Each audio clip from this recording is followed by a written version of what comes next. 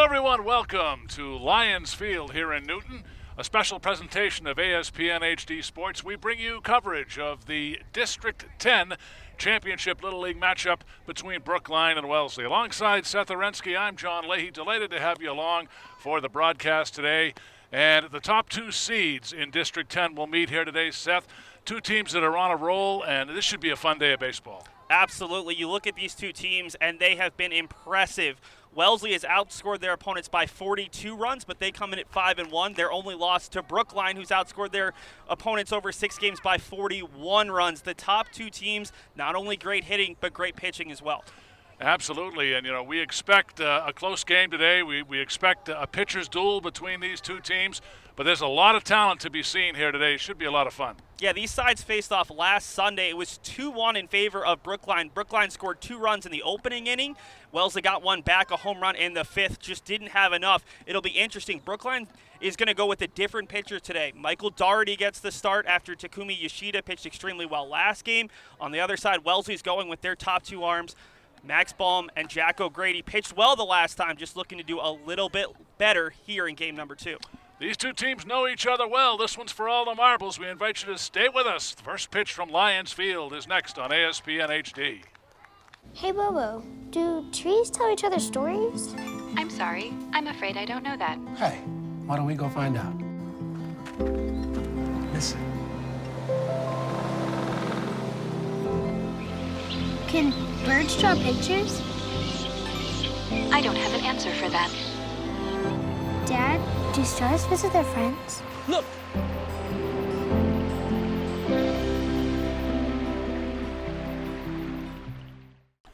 Welcome, everyone, back to Lions Field here in Newton, Massachusetts. We are set for baseball on what has turned out to be a glorious early afternoon.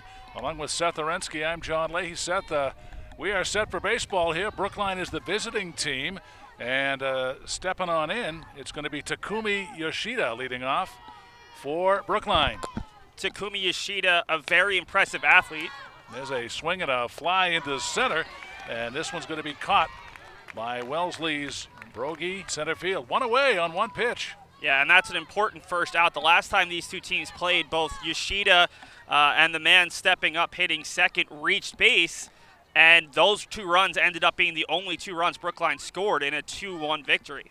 Takafumi Tani steps in, the number 2 hitter, and he'll swing at the first pitch and lace a foul off to the right. Tani is the shortstop, and we'll give you the lineups here for Brookline. We'll get to that after the next pitch. And Max Baum on the mound for Wellesley, as this pitch is top foul at the batter's box. So you have Yoshida, the catcher, leading off. He just flied out to center. Tani, the shortstop, batting second. Michael Doherty, who's the pitcher, is in the 3 spot. Batting 4th, James Geffington at second base. And the 0-2 is ripped foul. Batting 5th and playing first base, it's going to be J.J. Fantuzzi, who is the son of Coach Greg Fantuzzi. The right fielder is Will Devens, batting 7th. And the next offering is in there for a called 3rd strike. Really good breaking ball there. We saw a couple of them from Max Baum to get Tani for the second out of the inning. So Eli Hoffman will bat 7th. He's in center field. Batting 8th, the third baseman is Hugh Bollinger. And then batting 9th, the left fielder, it is Trig Driscoll. Here's the number 3 hitter, Doherty, left-handed hitter. And he'll swing over top of the first pitch for a strike, 0-1. Seth, we're expecting terrific pitching here today. First matchup between these two sides, 23 of the 36 outs came by way of the strikeout, and we're seeing one of the same pitchers in Max Baum to start. The other side, Brookline feels confident that Michael Doherty can give a different look, and it should be an advantage for Brookline seeing the same pitcher a second time. Cut and a miss there. It'll be a 1-2-3 inning, very quick inning, as Doherty will strike out swinging. So 2 Ks in the top of the first, and Wellesley will come up here in the bottom of the first. And that'll give us a chance to take a look at Wellesley's starting lineup. And it looks like this. Leading off, Max Fukudome. He is the catcher. Batting second and playing shortstop, it's going to be Rich, the shortstop. Let's see, we have a first name on him. Let's see, is Carter Rich, thank you. Then batting third, you've got Max Bohm, the pitcher. The cleanup hitter is Jake Brogy. He's in center field. Batting in the 5 spot, it will be O'Grady, Jack O'Grady. He's the left fielder. And then batting 6th, it's going to be Danny Bruni at first base. Batting 7th, Wes Nahabedian, I beg your pardon, in right field. And then you've got the number 8 hitter, Cameron Fazendaro at third base. And then Caleb Perlman will bat in the 9 spot.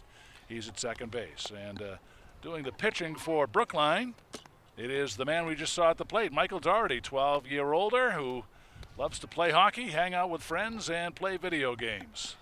And Doherty coming from the left side could be an interesting look here for this Wellesley team. Yoshida, a right-handed pitcher.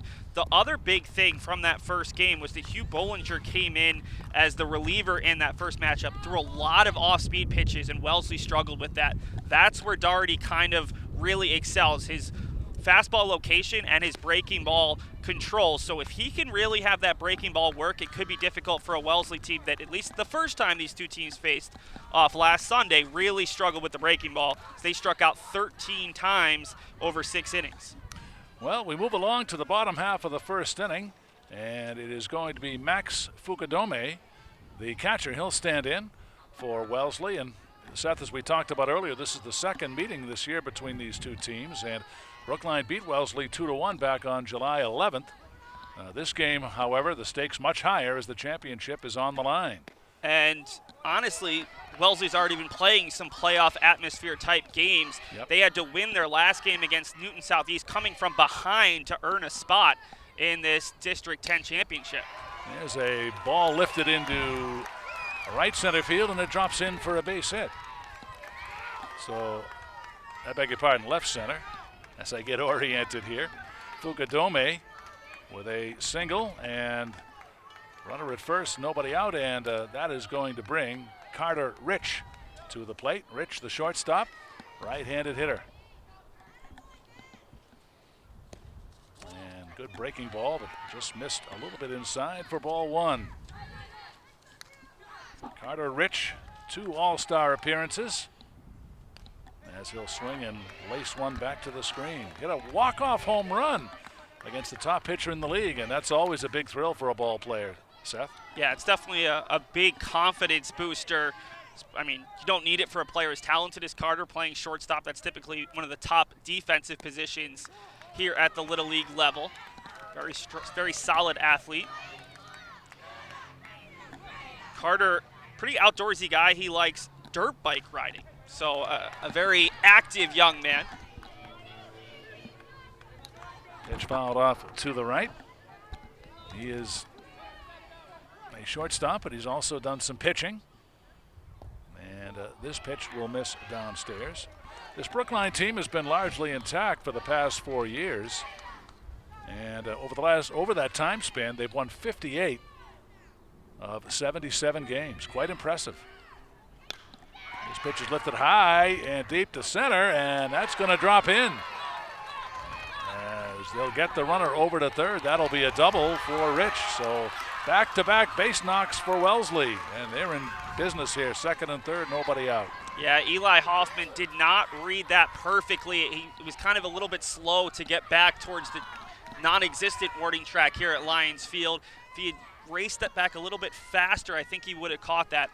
Difficult start here for Michael Doherty with 2 runners in scoring position and no outs. Max Bohm takes the breaking pitch inside for ball number 1. So a great opportunity here for Wellesley, who won the coin toss. They are the home team for this ball game. Wellesley in the red, Brookline in the blue, as this pitch is fouled straight back. And what a momentum shift this would be. You get a 1-2-3 top of the first for Max Bowman. Now he's got a chance to help himself and potentially drive in 1, if not 2 runs. Yeah, this is a National League type lineup. No designated hitter, the pitcher's bat. And this pitch will miss outside. Go ahead, Seth. Big thing for Michael Doherty here is you're just trying to minimize the damage. If you can get out of this with just the 1 run, you got to feel confident. 2 runs, even 3 or 4, and all of a sudden you could be in trouble against another strong pitching team. This is a Brookline team that hasn't had a lot of troubles here thus far in this District 10 tournament. Swing and a slow roller up the third baseline. That will be a foul ball. Bohm has played for the Nakona Chiefs in Ashland, Mass. He's a skiing enthusiast.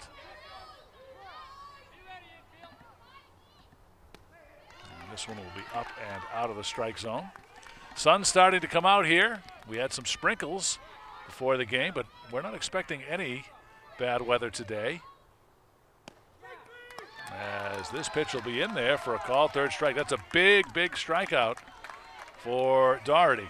Huge strikeout because the man who comes up next, Jake Brogy, is the only player who drove in a run the last time against Brookline. Brogy hit a home run in the fifth to cut it to 2-1. I think right now, if you're Greg Fantuzzi and this battery, you're really going to be nibbling around the corners. You don't need to pitch to Brogy here, and you don't want to give him a chance to make this a 3-0 game. Everything's got to be low or outside. You're not giving him anything close to the heart of the plate. First base is open. Second and third, one out. Wellesley threatening. We're in the bottom of the first of a scoreless ball game, and a curve will miss for ball one. Brogy is a catcher and an outfielder, and he prefers being behind the plate. And nice breaking ball there, cut on and missed. Yeah, really good breaking ball. And if you're Brogy, you just got to be patient. You know that they're probably not going to give you a ton of good pitches. You don't want to get yourself out. This one's in the dirt. Outstanding block there by Yoshida. They're going to say that the tag was applied on the shoulder there before he ever got out of the box. So that's a big second out. All right, so that goes down as a strikeout. And Brogy is down on strikes. And here's O'Grady, the left fielder. So it was a big chance, second and third, nobody out. But Seth, Brookline has a chance to get out of this unscathed. Steady diet of the curveball. Yep. I mean, and a couple pitches outside of the zone that Brogy chased. There's another one. It's clear that Brookline feels very good if they can just feed these Wellesley pitchers breaking balls, that they're not going to get a ton of contact, at least good contact. This one's in the dirt. O'Grady has a championship pedigree. He won the Little League Championship in Wellesley with the Tigers. Also loves to play basketball. He's a big follower of the NBA, likes to keep stats on the NBA. And, of course, we have a great final going on right now. Well, you talk about the championship. Wellesley won last year when there were only 4 teams playing in the district during the COVID-centered world where not as many teams were competing. Teams were competing at different points. Brookline won their first district championship back in 2019 since 1960. So these are the last 2 champions, and Brookline looking to defend their championship. And apparently that was ball 4, so that'll load him up. O'Grady will draw a walk, and we have the bases jammed here, and the first baseman Bruni will step in, Danny Bruni, and the bases are loaded. Bruni enjoys woodworking and mountain biking. All right, quite a combination there. Bruni wearing the number 32 for Wellesley, and there's a foul ripped off to the right. Despite walking that last batter, I've really liked Doherty's approach here after giving up the leadoff single and the double just over the head of the center fielder. Everything's been low, pretty good breaking balls, forcing this Wellesley team to swing at a couple pitches they're not as comfortable with. Brookline managed by Greg Fantuzzi, who was originally from Toms River, New Jersey. He was named after Major League Baseball Hall of Famer Greg Nettles, who had a Hall of Fame career with the Yankees. Toms River, of course, one of the top Little League teams for years. Yeah. Back in the 1990s and early 2000s. Cut on it, missed, strike 3. What a job by Doherty as he gives up a single and a double, but then strikes out the side. And for Wellesley in the first inning, no runs, 2 hits. There were no errors. They leave the bases loaded.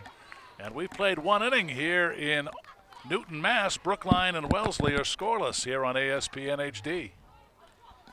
And, John, if that first inning is anything like the rest of this game, we're going to have a very interesting contest. Again, pitching, we knew it was going to be good. Michael Daugherty looked a little bit shaky those first two batters, but a great job of getting back in. This really could be a game where that first run, that first crooked number could be the difference in the game. So a great job by both of these young pitchers, Max Boehm and Michael Daugherty, to put up a 0 in the first inning. And now it puts the pressure not only on the hitters but on the position players. You don't want to make a mistake. That one throwaway, that one bobbled ball could lead to a potential game-winning run. I don't think we're going to see either team put up a 4 or 5 spot in this game just based off of how good the pitching was the first time out a week ago and here in the first inning. You know, baseball is a game of momentum too, Seth.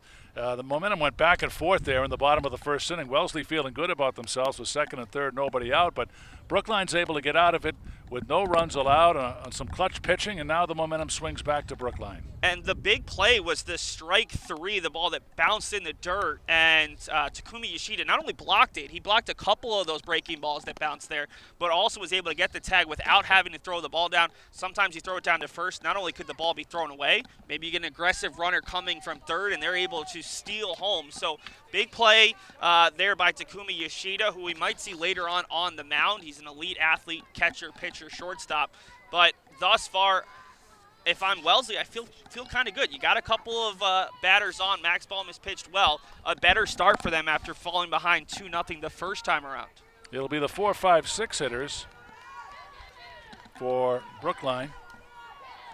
Skeffington, Fantuzzi, and Devons will come up for Brookline here in the top half of the second inning. James Skeffington is one of a few players on this Brookline roster who likes card collecting. I thought that was kind of a lost art amongst youth.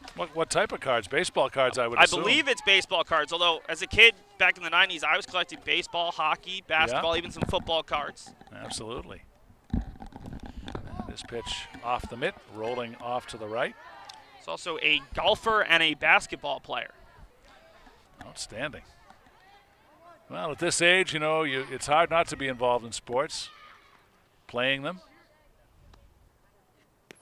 And there's a breaking ball that misses up and out of the zone.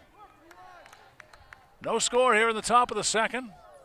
Coming to you from Lions Field in Newton, the District 10 championship. And it was a check swing on a high pitch.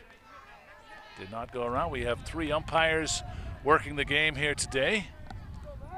I like the approach here from Skeffington. After a couple first pitch swings in that first inning, we've seen a much more patient approach, and it's a 4-pitch walk here for Skeffington to start the second. Skeffington draws a base on balls. That's the first base runner of the ball game for Brookline, and that'll bring up J.J. Fantuzzi. Fantuzzi, the first baseman, a right-handed hitter, and good stature. Pitch misses up and inside. JJ played in the All-Star game for Brookline at the major level a couple of weeks ago, and he had a big game, a couple of RBI hits to lead his team to a win in the All-Star game. Fantuzzi had a home run against Parkway earlier in the season. And definitely has a decent bit of pop, a guy who can put a ball into the gap, maybe even one over the fence here at Lions Field. And this pitch will miss wide. Fantuzzi, a fan of cooking. And that's a great skill to have at the age of 12. I was about to say, it's a skill that I definitely did not have at the age of 12. Pitch is rolled foul. Took me well over a decade past that point to start learning the benefits of being able to cook for myself. Yeah.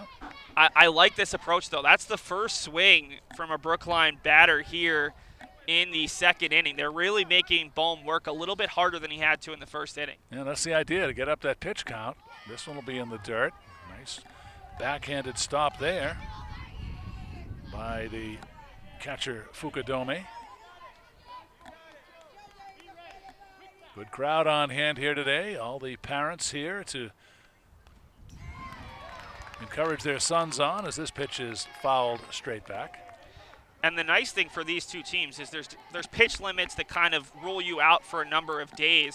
Well, the sectional championship for Section 3 doesn't start until Wednesday. So these pitchers will get a couple days off, and they might be able to come back for game number 2 or game number 3 during the sectionals.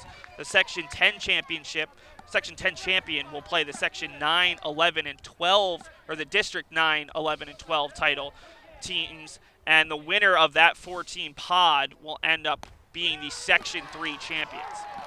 This pitch is in there for a called third strike. Fantuzzi is out on strikes, and so far, Bohm has fanned 3 of the first 5 hitters he's faced. Nice start. Yeah, he and Jack O'Grady combined to strike out 10 batters the last time they faced Brookline. Will Devens the batter. He'll take it low for ball 1. Devens is an outfielder and a pitcher. Played for the Boston Prime. And he is in the lineup in right field today for Brookline. And a good sinker there by Bohm is cut on and missed. Devens, not only an athlete, plays baseball, tennis, and hockey, but also a musician, likes playing his saxophone. Ah, yes. Very underrated instrument. And very cool if you can master that. There's a breaking ball. It misses low and away. And we haven't seen this Wellesley team before. I don't know the arm strength of Max Fukudome, but I almost wonder if putting a runner in any kind of motion could cause some confusion and maybe allow you to get a runner going first to third, a throwaway. Because right now, it's not easy hitting against Max Bohm. That's very obvious. Devens a strikeout victim, so in each of the first 2 innings, Bohm has fanned 2. He's got 4 for the game. And that is going to bring to the plate Eli Hoffman, the center fielder. Left-handed hitter, cuts and misses at the first pitch, and it's 0-1. Yeah, Hoffman frustrated with himself. He just missed that, took his head off it a little bit. Hoffman, a first baseman and outfielder. And he'll cut and miss there. Quickly down on the count, 0-2. Hoffman, his favorite highlight this year was making an over-the-shoulder catch in center field. Reminds one of the great Willie Mays. Pitch skipping up there. Hoffman's another one of those card collectors on the team. Also likes wiffle ball. The 13th member of this team, Connor Fitzgerald, not available today. He was injured because he was hit in the eye by a wiffle ball. Lifted into center, and it'll be caught to retire the side. So Brookline gets a base runner, a leadoff walk, but nothing further. No runs, no hits. There were no errors, and Brookline leaves 1 on. We've played an inning and a half here in Newton. We have a scoreless tie, the District 10 championship between Brookline and Newton. And Seth, Brookline undefeated all time in Mass District 10 Little League tournament play. They're putting their 11-0 record on the line here today. Yeah, they didn't get a chance to play last year in the District 10 Majors Championship at the 10 and under level. Undefeated, and it not just undefeated, they went on and they had some major success outside of the district. You look between 2016 and 2019, in 2017 they were the New England champions. So not only won the district, the section, Massachusetts, but all of New England. Then they won the sectional title again in 2018 and were the district champions in 2016 and 2019. So this is a team that at its core here at the majors level has had a ton of success, but won in 2019, didn't get a chance to defend in 2020. This is a huge game for both sides. The opposite side for Wellesley, they won the title last year, but there was no Little League World Series to aspire to. Districts were as far as they could go, and Wellesley's had a ton of success. Since 2011, a team from Wellesley has won the district 5 times. Wellesley South in 2011, 12, and 16. Wellesley North in 2017, and just Wellesley back in 2020. What does it do for a team if you've been there before, if you have that championship pedigree? How does that improve your confidence going forward? Oh, I think it just gives you so much more confidence because not only have you been there and you have the expectations of what's going to happen, but it kind of soothes your nerves. I think the biggest thing about these games, and I mean I've always loved watching Little League World Series in Williamsport, is the teams that have been there year in and year out, who have played in the bigger games, they don't make the same kind of small miscues that can really snowball into big innings for the opposing teams. Wes Nahabedian leads off. He'll take the first pitch downstairs, ball 1 from Doherty. As Doherty in that first inning got into trouble early, giving up a single and a double, but this pitch is lifted in the air, and it'll bounce for a base hit. Out to left field, an opposite field single for Nahabedian. So for the second consecutive inning, Wellesley with a leadoff hit to start the frame. Yeah, very good approach from Nahabedian, going the opposite way, just putting that one in right in front of Trig Driscoll. And in the last inning, back in the first, we saw Wellesley get a leadoff single and then a double, but straining both runners. See if Doherty can kind of lock down Wellesley here and come up with some more strikeouts or just use his defense a bit. Hasn't used his defense yet in this game. Here is Cam Fazendaro, who is the son of one of the assistant coaches here for Wellesley. And the pitch is inside for a ball. His father, Rory, one of the assistant coaches.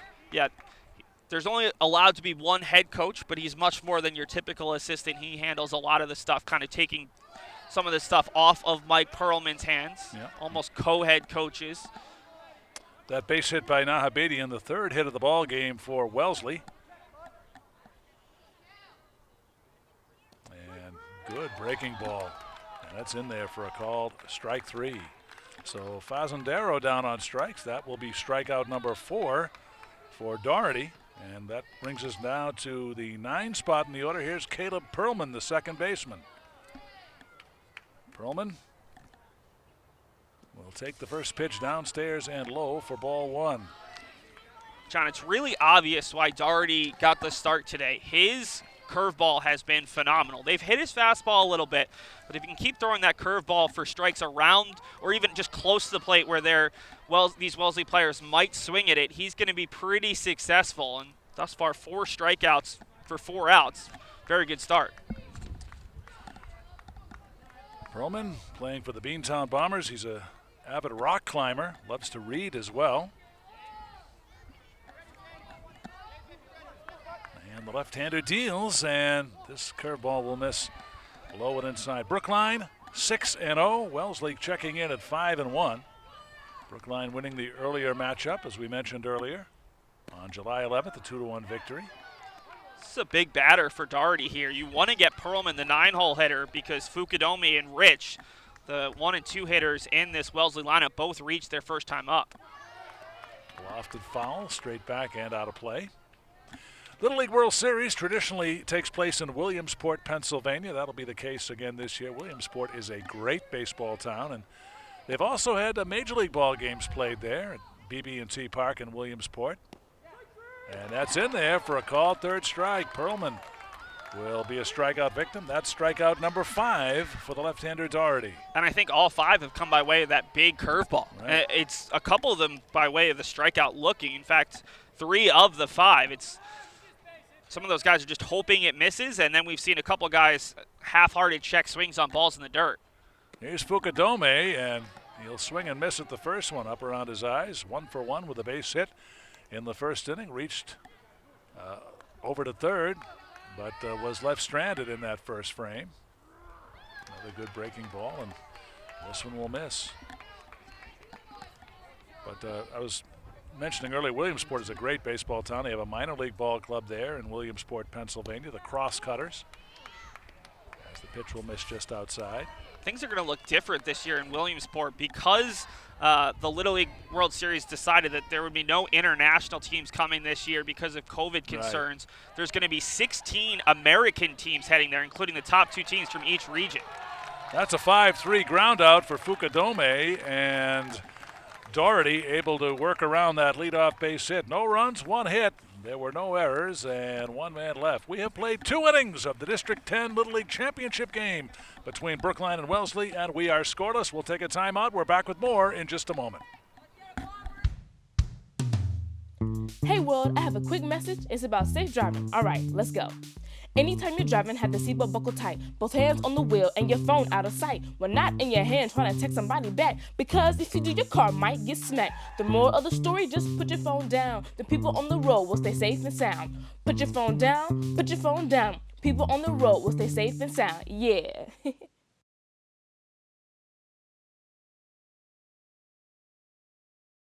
Welcome back to Lions Field here in Newton, along with Seth Orensky and our entire broadcast crew, Arlen Shostak and Chris Murphy. I'm John Leahy, and it's great to have you with us.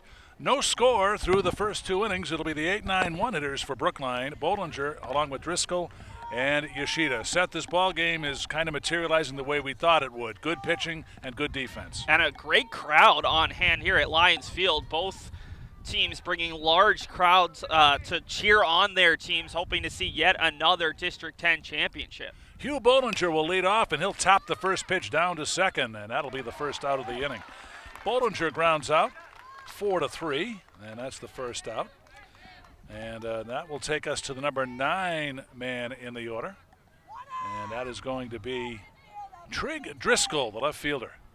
And, John, something that we have to be cognizant of here at the Little League level that you wouldn't be as focused at a higher level is everybody on the roster has to get at least one at-bat today. Yeah. So this first time through for both teams, they've kept the starting lineup. That makes sense. But pinch hitters and when pinch hitters are used is going to be very interesting for these two coaching staffs. Yep, we'll keep our eyes peeled for those replacements as the pitch is cut on and missed. Scoreless ball game here in the top of the third.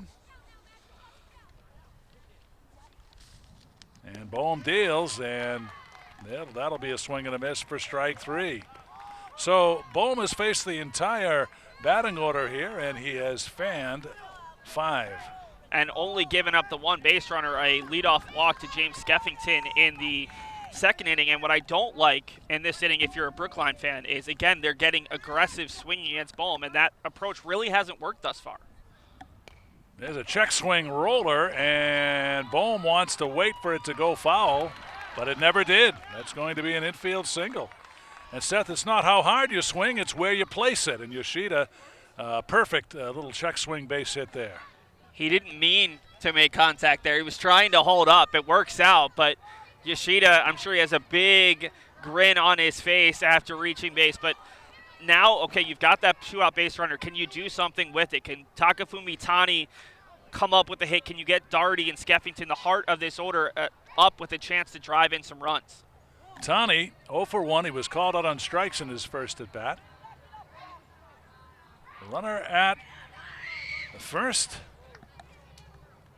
as we play here in the top of the third with 2 men away. And Takafumi's younger brother, Takahito, is the team mascot. The 4-year-old attends every game and is the namesake of the Takahito Award, which is awarded to the Brookline team MVP after every single game. Saw him earlier today. He's one of the first people here. And this pitch is going to miss low and inside. Sun has gone back in behind the clouds. Very comfortable right now here at Lions Field. And a big cut and a miss there. Definitely some good power behind some of these fastballs from Bohm, who, again, this is his second consecutive start. Typically, it gives an advantage to the hitters, but Bohm has been extremely sharp. And this one back to the backstop, and the runner will advance. That'll go as a wild pitch, as Yoshida will advance up to second base. So the Brookline Ball Club with the runner in scoring position. Tani, the shortstop, with a chance to give Brookline the lead. And a big cut and a miss, and he will fan to end the inning. Second time today, Tani has gone down on strikes. Brookline will pick up no runs, 1 hit in that inning. There were no errors, and Brookline will leave 1. They've left 2 runners on through the first 2.5 innings. At the end of 2.5 in the District 10 championship game, it is Brookline nothing and Wellesley nothing. John, one of the big storylines in this game has to be Max Bohm. Yep. 2 strikeouts in every inning. He's got 6 thus far. He's allowed a leadoff walk in the second, settled in, and then the check swing 2-out single to Yoshida in that third inning. I mean, he has been dominant thus far. Brookline got to him the first time with 2 runs in the first inning. Each of the first 2 batters reached. Today, they've gotten very little going. Now, the beauty of this for Brookline is there is a pitch count limit, so you can push the pitch count up. But thus far, Bohm hasn't walked more than just the 1 batter, so he's been pretty efficient great start for Wellesley. On the opposite side, though, they haven't been able to drive in that run against Michael Doherty. They've had 4 base runners stranded, including the bases loaded in the first. They've got to get that big hit because the longer this game goes, still scoreless, if you can get to the bullpen, not that Jack O'Grady, who's likely to come on in relief for Wellesley, is a bad pitcher in any way. He was scoreless in that last time. But the way Bone's pitching, I don't know how much you're going to get against him. Yeah, I was just going to say, missed opportunities for Wellesley so far, as they had second and third with nobody out in the bottom of the first inning, but a great job of pitching by Doherty to get out of trouble, and Doherty has fanned 5 through the first 2 innings. So for Wellesley, they've had the leadoff man on in each of the first 2 innings, and they want to keep that going and establish some momentum, as it's going to be scheduled up for Wellesley here, Rich, Bohm, and then Brogy. Last time there were 23 combined strikeouts over 6 innings. This time we already have 11 strikeouts over 2.5. Even higher pace than the last time. Again, these are good hitting teams, but the pitching is just a little bit better here. And I think the hitters might be a little bit nervous knowing how few runs could be in the game. Maybe these guys are pressing to get that big hit here early. Carter Rich doubled his first time up. He is the author of the only extra base hit of the ball game so far, and he'll hit this one down the line at third. Foul ball, and the count 1 ball and 2 strikes. I just looked over at the scoreboard, and they're keeping track of balls and strikes, so that is helpful to us, Seth. Yeah, didn't even realize it was over there to our right, just out of the easy area of sight line. As the fastball will miss upstairs. 2 balls and 2 strikes. Rich was able to lift a ball over the head of the center fielder Hoffman back in the first inning. This will be hit down the line in the right field past the first baseman. That's a base hit for Rich. He's 2 for 2, and for the 3rd consecutive inning, Wellesley gets the leadoff man on. Another great job of going the opposite way. In the last inning, we saw Wes Nahabedian, the lefty, going and plopping one in front of the left fielder. This time it's Rich just driving one right through the right side in between Skeffington, the second baseman, and Fantuzzi, the first baseman. Here's Bohm with a chance to help his own cause. He is 0 for 1. He was called out on strikes in the first inning. So Doherty once again will have to deal with the leadoff man on. The left-hander deals, and this curveball is in the dirt. Ball 1. Interestingly enough, Seth, the distance between the bags is 60 feet here at this Little League level. And from the rubber, it's only 46 feet. Fences are supposed to be up to 200 feet. I think it's 225 in Williamsport. Pitch up high, 1 ball and 1 strike. If you ever get a chance to go to Williamsport and check out a ball game at any level, it's a great city. Pitch is rolled down to third, and that is going to be a foul ball. Yeah, I really want to go to the Little League World Series, the age level that we're seeing here, and I just want to get out into center field and go down the slide. That's always been something of interest, even when I was at this age range. Probably a little bit weirder for a 30-year-old man to do it, but I'm sure it's allowed. 2 balls, 2 strikes the count. Williamsport was formerly a member of the New York Penn League before that league folded. Pitch is caught on and missed. Strike 3. Big strikeout as Bohm fans for the 2nd time. And that will be strikeout number 6 for Doherty. He'll face Brogy, the center fielder. He was called out on strikes first time. Brogy out in center field. He is a football player. He's played for multiple teams. Football will be here before we know it, Seth. We have the NFL Hall of Fame game coming up in just a few short weeks. Hopefully, for one of these teams, they'll still be playing baseball at that point. Yeah. Sectionals next week, the Massachusetts State Championship the week after, and then New England's down in Connecticut. And then Williamsport, I believe, starts on the, I've got it in front of me here. Pitch misses away by Doherty. And the count now even up at a ball and a strike. No score here in the bottom of the 3rd. Delighted to have you with us. So this year's U.S.-only championship in Williamsport will go from August 19th to the 29th. New England's will be August 8th to the 14th. And the Mass State tournament, which will be played in Gloucester, will run from July 29th to August the 1st. Pitch is top foul. Count holding at 1 ball and 2 strikes as the sun has reemerged here at Lions Field. Outfield plays deep and virtually straight away for the right-handed hitting Brogy. And a very close pitch here, but it's going to miss downstairs. We're even up at 2 balls and 2 strikes. Yeah, it's been a pretty liberal zone. I think the umpire's definitely given a couple extra inches on some of those breaking balls, but no love for the fastball. And a grounder hit to third, and the throw across will be in time for the out. A very close play. And the runner in motion from first will advance to second.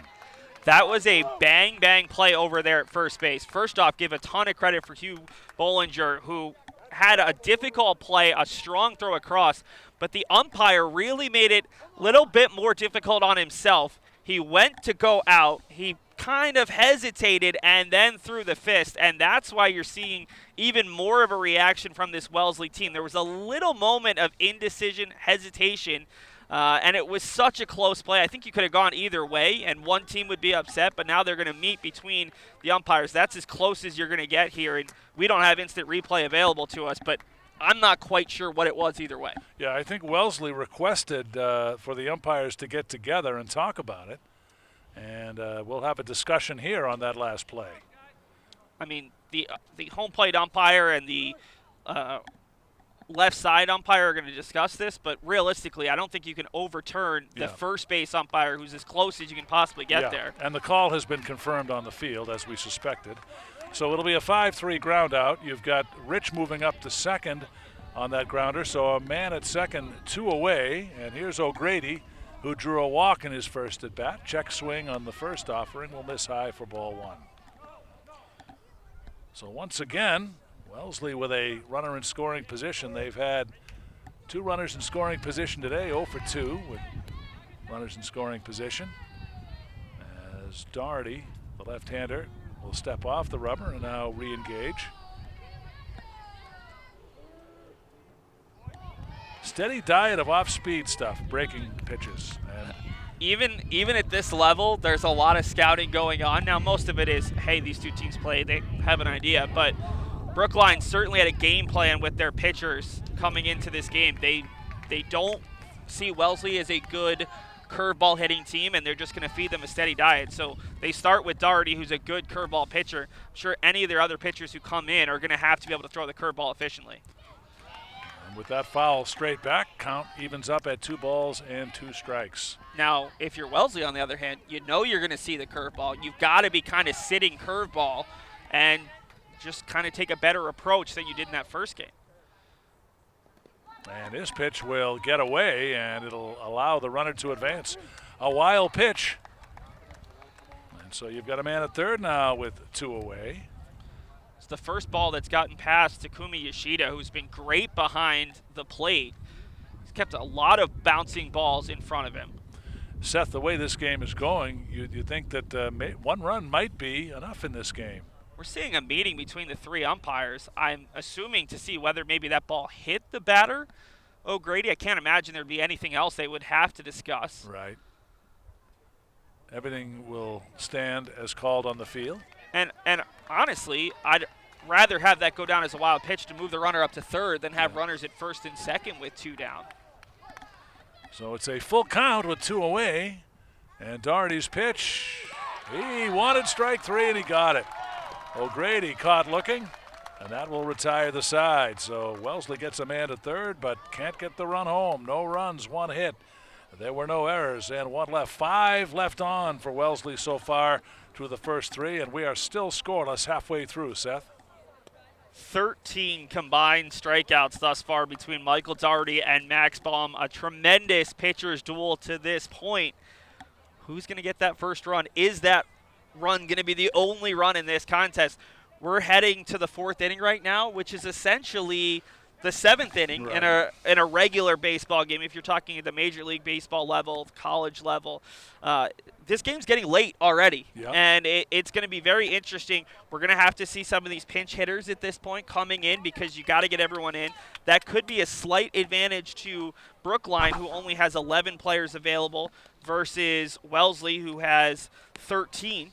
So they've got to get 4 guys in off the bench. But on the flip side of that, for Brookline, they've got to put each of those substitutes in the field for 6 consecutive outs. So they've also got to take out some of their better fielders. Whereas Wellesley, because they have 13, they only need the bench players to get an at-bat. There doesn't need to be a fielding aspect of it. So the strategy of these games is fascinating to me, especially in a 6-inning contest. Every single decision becomes a little bit more magnified, especially in a game like this where both of the pitching staffs are so good. So it will be 3-4-5 for Brookline as we get going here in the 4th inning. Doherty, Skeffington, and Fantuzzi are due. And Bohm, through the first 3 innings, worked around a little bit of trouble in the 3rd inning. Brookline getting a runner up to second, but so far he has walked just 1, and he has struck out 6. He's had 2 strikeouts in each inning.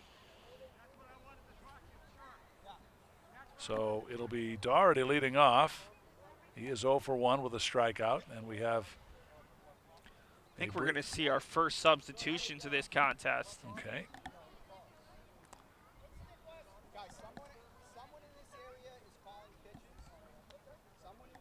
So we are standing by to see what this substitution may entail. One of the umpires has come over to have a conversation with some of the fans out here in center field.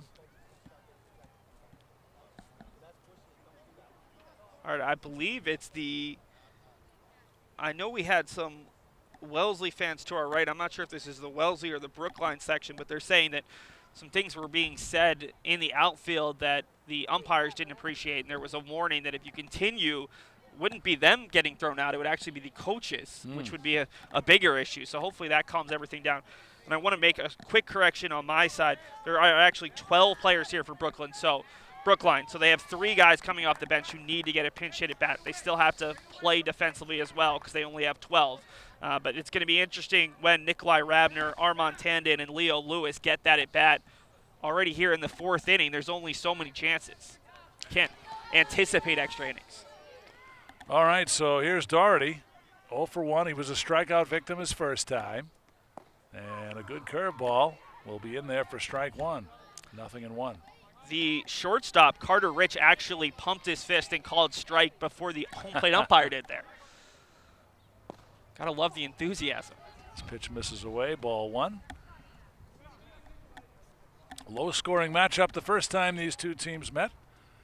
Brookline winning 2-1. This game shaping up to be a carbon copy. Swing and a miss here by Doherty.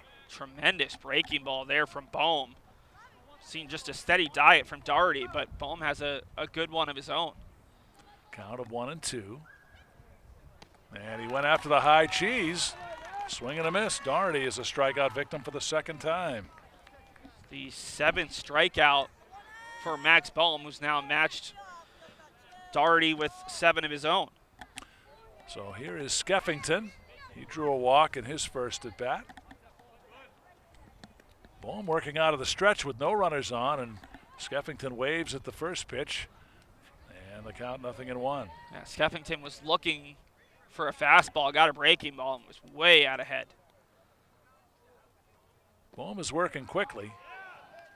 And this pitch is in there for a called strike. Home plate umpire somewhat deliberate, slow and deliberate with the strike calls. Every umpire has his own style. I'm not saying that's a wrong thing, but all umpires have their own way of calling balls and strikes as the pitch misses low and in, 1-2. Well, not only is it a treat for some of these players to play on TV, but it's not that often that the umpires get to be on TV at this level. Absolutely. And a close pitch there, and they're going to call that one ball 2, 2-2. Skeffington's walk is the only walk that Bohm has allowed in this ball game. It's one of only 2 walks in this contest for either side. And he'll miss wide with this one. Count runs full, 3-2. And I really like the approach. You don't often see the cleanup hitter as the most patient player, but he's done a good job of really making ball and throw strikes. And Skeffington, for the second time, will draw a walk. So a one-out base runner for Brookline. And that will bring Fantuzzi to the plate. He is 0 for 1, called out on strikes in the second inning. We are in the top of the fourth. Remember, it is scheduled to be a 6-inning ball game. As the pitch misses wide, ball 1. And we would have extra innings if nothing is settled through the first 6.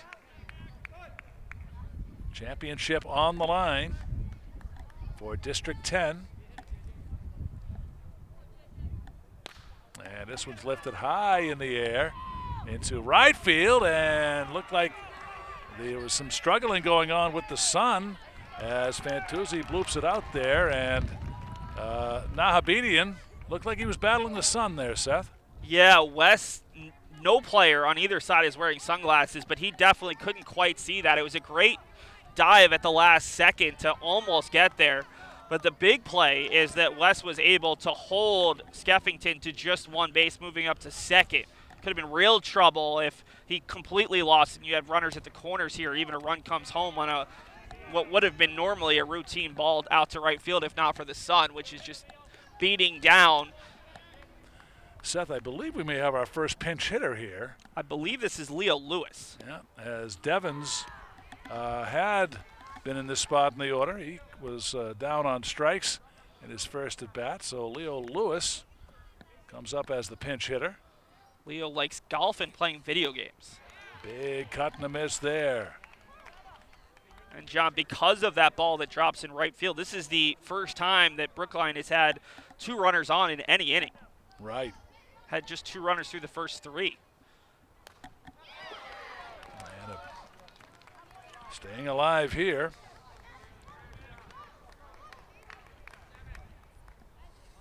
Lewis pinch hitting for the right fielder, Devens.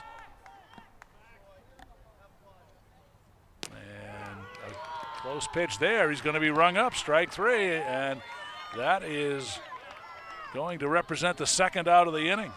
And the 4th consecutive inning that Max Baum has struck out at least 2 batters. It's been really impressive. That fastball was definitely close on the inside half. That deliberate strike 3 call from the umpire kind of added some suspense. But another good pitch from Max Baum to get a huge second out. Here's Hoffman. He's 0 for 1. He flied to center at his first at bat. So we may expect Lewis to go in and play right field in the bottom of the inning as he pinch hit for the right fielder. Bohm deals, and it's cut on and missed by Hoffman. Ball and a strike. No score. We're in the top of the 4th. Wellesley, the home team, as they won the coin toss to determine who would be the home team. Cut on and missed there as Fukudome with a fake down to second to keep the runner honest. Yeah, Hoffman, both at bats, has gone down 0-2 and has been pulling his head off it, but his last at bat, he hit a pretty hard liner out to center to end the inning. This one swiped off to the opposite field, off to the left, out of play. Wellesley will have the 6, 7, 8 hitters due up in the bottom of the 4th. Bruni, Nahabedian, and Fazendaro are due. Got to figure that might be a chance for them to maybe get one of their 4 players off the bench, a pinch hit chance. You're never going to really pinch hit for your 3-hole hitter, your 4-hole hitter, so right. Bottom of the lineup won't come up that many times. The 2-2, cut on and miss, strike 3. Hoffman is down on strikes. Brookline is out in the 4th inning. There were no runs, 1 hit. There were no errors, and Brookline leaves 2. They've left 4 on base through their first 4 innings. We have played 3.5 from Lions Field in Newton. It's the District 10 championship between Brookline and Wellesley, and we remain scoreless. And we're going to see our first pitching change of the game. Michael Doherty did a tremendous job, but he is going to come out.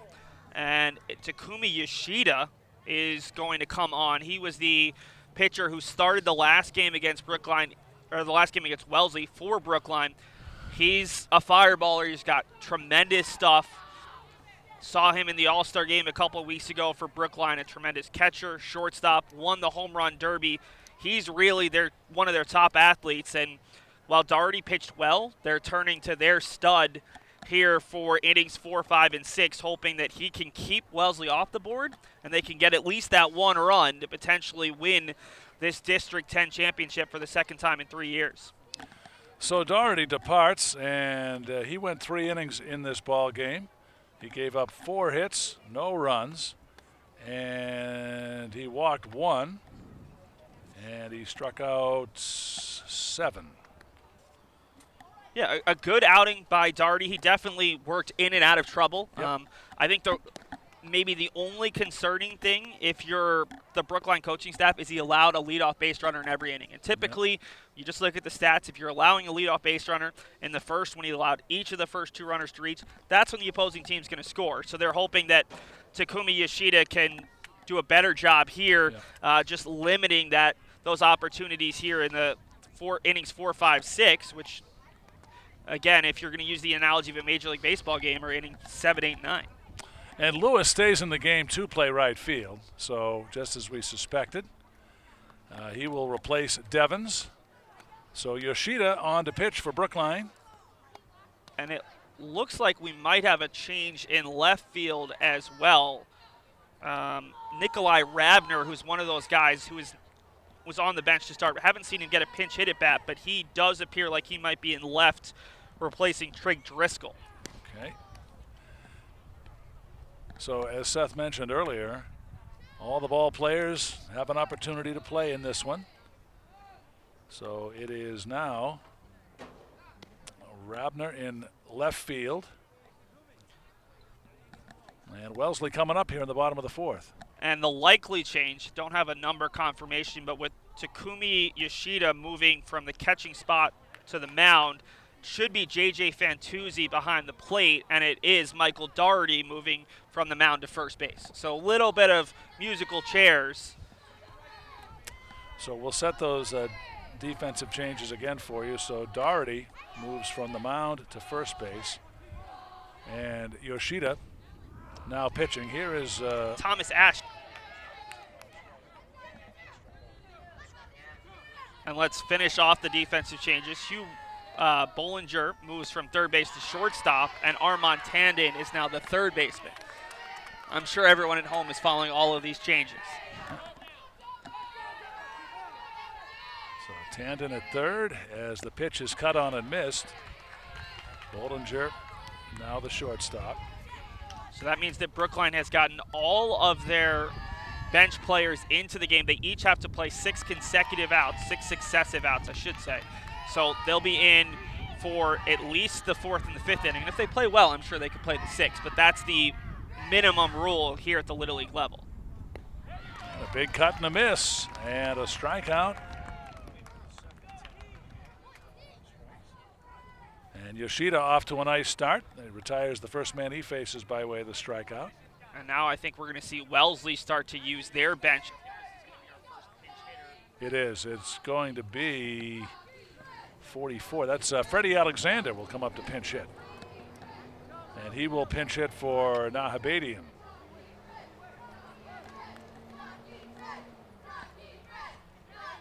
Alexander, a tall right-handed hitter. Looks like he can generate some power from that right side. And the first pitch will miss downstairs for ball 1. Alexander, a pitcher and a first baseman. Loves golf, video games, hiking. He's got a pet snake as well. He's braver than I. Yeah, I've never had a pet snake, and I'm pretty happy with that fact. Pitch misses upstairs. 2 balls, no strikes. Alexander, his first at bat in this ball game. And a close pitch here. That's in for a called strike, 2-1. The other players that we'll see come in as this game goes on, at least getting one at bat for Wellesley's. That one gets away. Thomas Ash, Connor Campbell, and Alexander Bertucci each has to get at least one pinch hit at bat. Don't have to stay in the game because they have 13 players available for today's contest. Yoshida crackling the fastball in for a called strike. 3-2.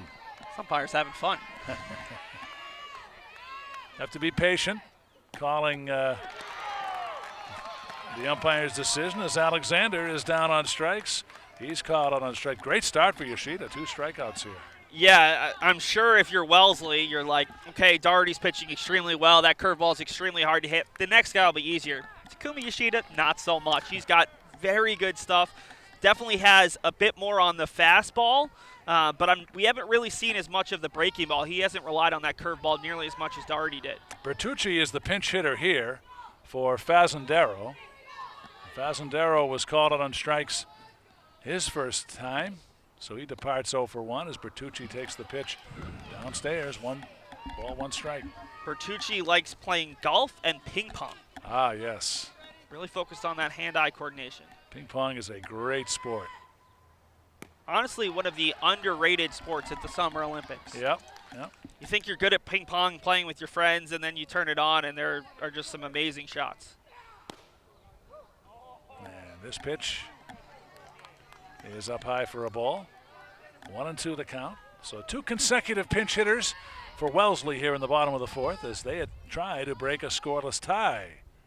And there's a swing and a miss for strike 3, and that's going to do it for Wellesley in the 4th. The tally in the 4th, no runs, no hits, no errors, nobody left. We will take a timeout at the end of 4. It is Brookline nothing, Wellesley nothing. You're watching the District 10 championship game from Lions Field in Newton. Roll over. When you adopt a shelter pet, you discover all the things that make them unique. And your mother. They're a little bit of a lot of things, but they're all pure love. Every day, millions of people are connecting. Father, cosplayer, mentor, actor. It's time we take a step forward, come together, and discover how accepting our differences can make us stronger. All right, top of the 5th, we are underway here as the first pitch of the inning was a strike. Second pitch is a breaking ball. Bollinger leading off here for Brookline.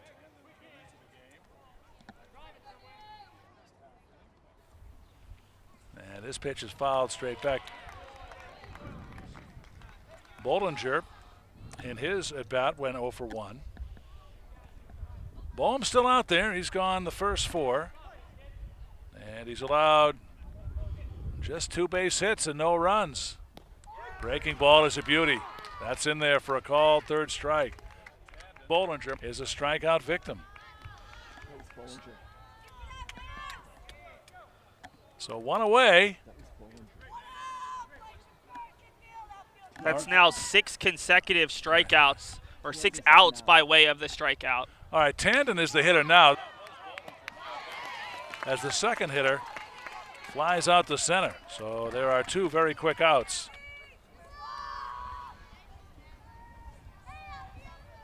Scorecard getting a bit confusing. Here's Yoshida, who began as the catcher, now doing the pitching. He's 1 for 2 with a fly out to center and an infield single. One of just 2 hits for Brookline, and they've both been kind of funky hits. Check swing down the third base line that stayed fair, and then J.J. Fantuzzi's fly ball that got lost in the sun in the last inning.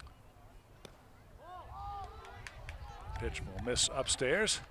Count even up at 1-1. Brookline's best contact has been balls that have been hit right at Jake Brogy out in center, right in front of us. A couple of liners right out to the center fielder. Swings at a pitch in the dirt there that gets back to the backstop. Bohm has had a 1-2-3 inning in the first. He's allowed base runners in each inning from there, but he's looking for a quick inning here in the top of the 5th. And he'll get it. A swing and a miss for strike 3. And Brookline is out in order in the 5th. No runs, no hits, no errors, and nobody left. At the end of 4.5, we remain scoreless in the District 10 championship game between Brookline and Wellesley. It's now 11 strikeouts for Max Bohm. The last time these 2 teams played, the Wellesley pitching staff struck out 10 Brookline batters, already 11 here through 5 innings. again, he's now struck out at least 2 batters in every inning, including striking out the side in the 4th. Bohm has been phenomenal. The only question is, what's his pitch count? Because that's really the only thing that could slow him down. They do have Jack O'Grady, who pitched well the last time against Brookline, available, but you'd like to ride Bohm for as long as possible. On the other side, Takumi Yoshida, who came on, struck out the side in the 4th. He and Michael Daugherty have combined to strike out 10 batters. So, again, the strikeouts have been the most consistent result for either side. Last time, 23 strikeouts between the two teams over 6 innings.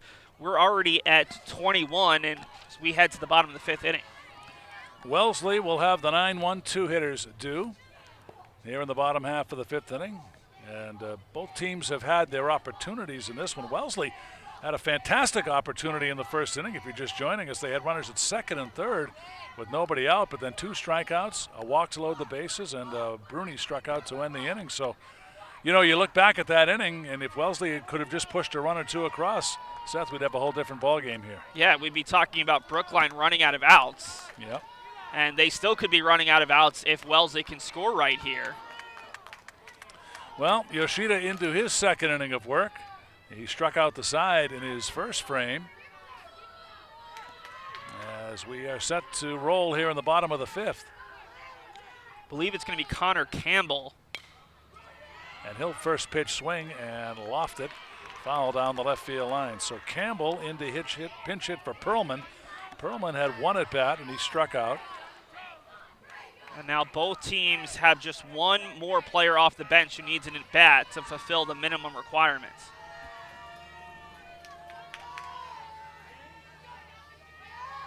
And Yoshida with a long look in, and he'll miss wide. Now 1-1. Crowd is filled out nicely here at Lions Field. And a big cut and a miss. You're watching this game on ASPN HD. Producer director Arnold Shostak, Chris Murphy with us as well as part of our crew as the pitch misses wide. Along with Seth Orensky, I'm John Leahy. Thanks so much for being with us here on this what has turned out to be a sun-baked Saturday afternoon in Newton. And a good at bat here for Campbell, staying alive, fouling off some good pitches. Yeah, this is what you want out of a player coming off the bench. He clearly did a good job of warming up. He's seeing Yoshida's pitches well, making him work. And he chased the high fastball there. Did not get it. Campbell is down on strikes. 1 away for Wellesley. Here in the bottom half of the 5th inning. 4 batters faced by Yoshida, and he's fanned all 4. The last 5 Wellesley hitters have struck out. And here's Fukudome, I believe. We'll try to get confirmation. This may be a pinch hitter here as well. As the pitch misses downstairs, Fukudome was 1 for 2 in his at-bats with a base hit and a ground ball out to 3rd. One player we haven't seen for Wellesley is Thomas Ash. This looks like it's Fukudome just based off the number. Right, it is. Yep. And you've got Rich on deck, and he's 2 for 2. Yeah, you're definitely not pinch hitting for Fukudome, Rich, Bohm, or Brogy. Good curveball. He got him. Strike 3. So Fukudome is a strikeout victim. That will be out number 2 in the inning. Boy, Yoshida has been impressive. Yeah, I mean, I had a good idea of just how good Yoshida could be, but this is even surprising me. He's been efficient. He's been spotting his fastball, overpowered with the fastball, but also his breaking ball is catching the corner. Really difficult right now if you're Wellesley to get anything going against Yoshida. Pitch missing low to Rich. Carter Rich is 2 for 2. He doubled in the 1st inning and then slapped an opposite field single to lead off the 3rd. Got as far as 3rd but was left stranded. Remember, Yoshida got the start the last time against Wellesley in that 2-1 win. He got the victory, and coming on in relief was Hugh Bollinger, who got the save. This pitch is ripped in a left field for a base hit. Rich is 3 for 3. And that is the first base runner against Yoshida. Good cut. And if you're Yoshida, you just kind of shake it off. Okay, 2-out base runner. Don't have to worry about the base runner. Just focus on the batter. You want to get Bohm because Brogy, remember, is the guy who hit the home run the last time. Cut the deficit to 2-1 in the 5th inning. And, of course, if Wellesley scores in this inning, Brookline will be down to their last 3 outs. So this is a crucial part of the ball game as the pitch is flooped foul back to the screen. Bohm, 2 at-bats today. He's fanned in each of his first 2. He was called out on strikes in the first, and then he struck out swinging in the 3rd. We remain scoreless here in the bottom of the 5th inning. And this pitch off the mitt, that'll advance the runner. That should go as a pass ball. Even though the pitch was up and out of the strike zone, it was a handleable pitch. Rich will advance on the pass ball, so you've got a runner at second now with 2 outs. Big situation here. And this one will get away as well. That'll advance the runner to 3rd. So a wild pitch. And a big moment here, Seth. Yeah, it's interesting to see what Brookline elects to do because Brogy's due up next. He's the big hitter. But at 3-1, you don't want to really give Bohm a fastball that he can drive. And a off-speed pitch tailing inside, cut on and missed. Count now full, 3-2 with the game's potential first run at 3rd. And a big strikeout for Yoshida as Bohm strikes out, and Wellesley leaves a runner at 3rd. No runs, 1 hit, no errors, and a crucial man left on. Wellesley has left 6 through the first 5. We've played 5. It's still Brookline nothing and Wellesley nothing. John, the interesting part about that inning is Takumi Yoshida did such a great job catching the first 3 innings for Michael Daugherty. Knocked down a number of balls that were in the dirt, that were swung at it, missed. Was able to apply the tag, did a great job. By taking him and putting him on the mound, and he's still probably your best pitcher, you do lose something behind the plate. Not that J.J. Fantuzzi's not a tremendous player, but that only became a threat by those 2 pass balls. So it'll be interesting. Heard one of the Wellesley parents who was just obviously rooting on her team, but she was saying, drop it. They're so scared of Takumi Yoshida's pitching ability that maybe that is their best chance to score, a defensive miscue. But Takumi able to strike out the side for a 2nd consecutive inning. He's got 6 strikeouts of his own. Brookline has struck out 13, matching their Game 1 total against Wellesley through just 5 innings. And now we go to the 6th, and any run from here on out is likely going to be the game-winning run. Right. For Brookline here in the top of the 6th, it is scheduled to be Tanny, Daugherty, and Skeffington. And Bohm has been the story on the hill for Wellesley as he's gone 5 innings. And all right, it's going to be Rabner. Yeah, Nikolai Rabner's the only player who's yet to get an at-bat for Brookline. So he came on defensively for Takafumi Tani, and he's going to stay in the game. He'll get this pinch hit because everyone for Brookline needs to play 6 successive outs and get at least 1 at-bat. And then Brookline has fulfilled all their obligations. They don't have to worry about getting players in. They can just play whatever they view as their best 9 defensively and offensively. All right, set to go here in the top of the 6th as the first pitch is foul popped straight back and out of play. Nikolai, I love this note. He loves playing with his dog Duchess. not just playing with his dog, but he's going to give her a shout out on the broadcast. Nice. Nikolai Rabiner, R-A-B-I-N-E-R. Pitch misses downstairs for a ball. And Rabner, your job is just to get on in any way you can. You've got Daugherty, Skeffington, Fantuzzi, big hitters behind you. Just trying to scratch across a run.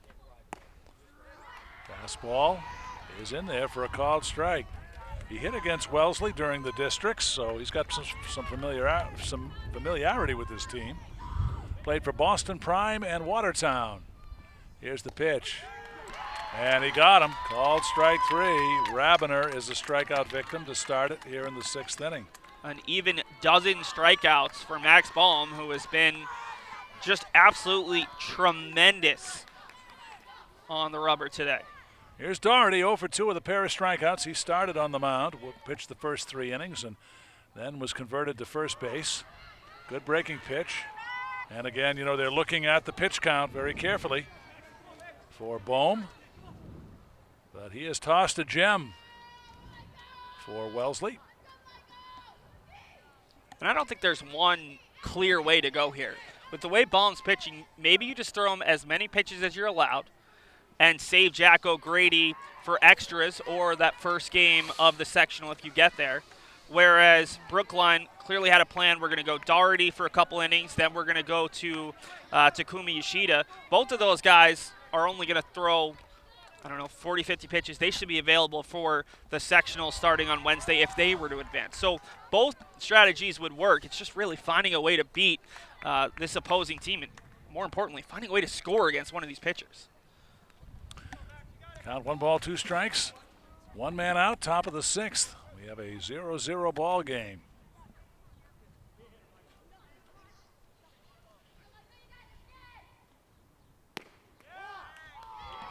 And again, another close pitch. And if it was to steal the call there was Carter Rich, the shortstop. If it was up to Carter Rich, every single pitch that Max Bohm threw would be a strike, especially anything close. He is punching, especially because the home plate umpire is taking his time. He's punching 2, maybe 3 seconds, maybe even trying to get the home plate umpire to give Bohm a call. As we see a meeting at the mound here, Fukudome has been working with Bohm all game long, so I'm not sure if there was a miscommunication on the signs or if they're just worried about a particular thing, not trying to give Doherty a certain pitch. Close pitch, missing inside. 3-2 the count. Brookline trying to get something started here in the 6th inning. They've only had 4 base runners. And that'll skip back to the backstop. Ball 4, Doherty will reach a 1-out base runner. And you bring up James Skeffington, the cleanup hitter, who's yet to have an official at bat, a pair of walks. Maybe you try to work a 3rd walk. You get runners at 1st and 2nd. Maybe you even bunt here. We haven't seen either defense really tested in this game.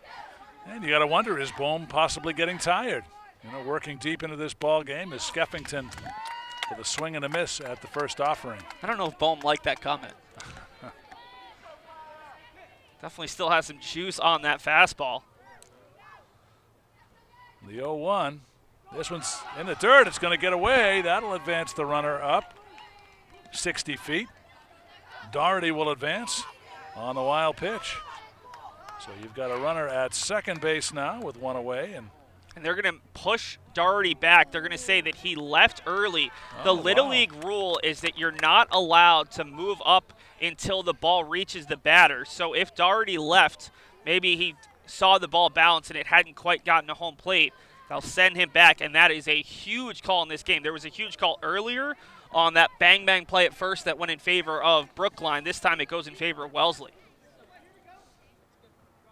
So, runner remaining at 1st, and a big swing and a miss at a tailing breaking ball. Skeffington much more aggressive in this at-bat than his first 2. Behind the count 1-2. Pitch was a little bit outside. And that pitch is right down the middle, and the pickoff throw to 1st goes astray, but not far enough for the runner to advance. Skeffington is a strikeout victim for the 2nd out.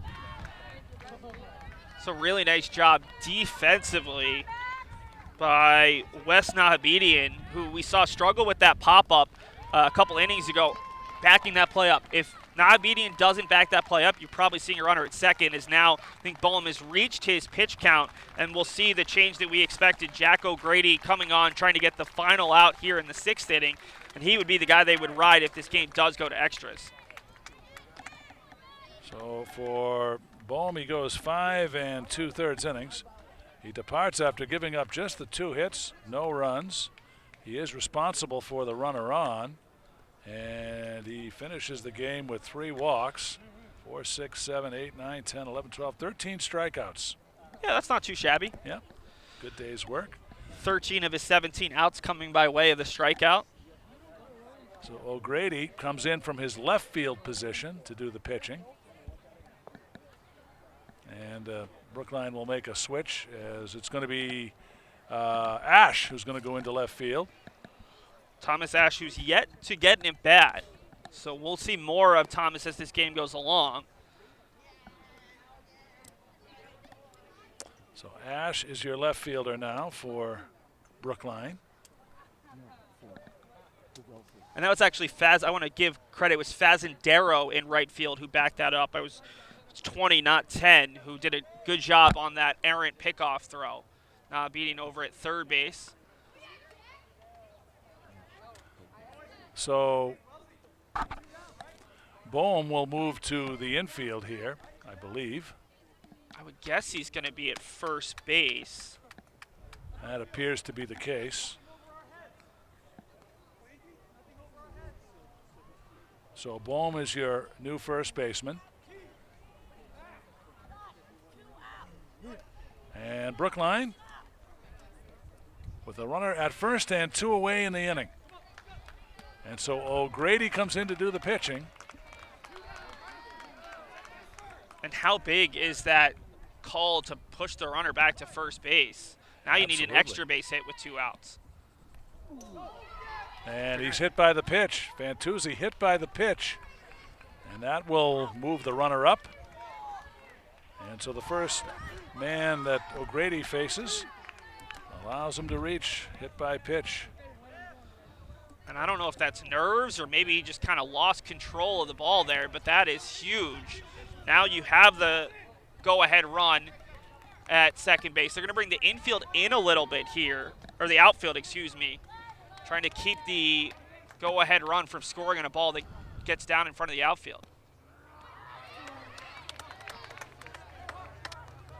All right, so trying to identify the hitter here. Is it Lewis? I believe it's Will Devens again, the Devens. original starter. Oh, yes. Okay. And he'll take this pitch low and away. Devens is 0 for 2. 0 for 1, I beg your pardon, because Lewis came up as a pinch hitter, right? So Devens struck out in his only previous plate appearance. Big swing and a miss there. Nice job here by Jack O'Grady to settle in. He hit the first batter, but now ahead 1-2. Just looking to get this last out, get his team up to bat with a chance to walk it off. And the strikeout there. Devens strikes out swinging.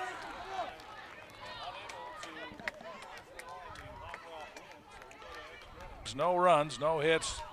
There were no errors and 2 left. No score.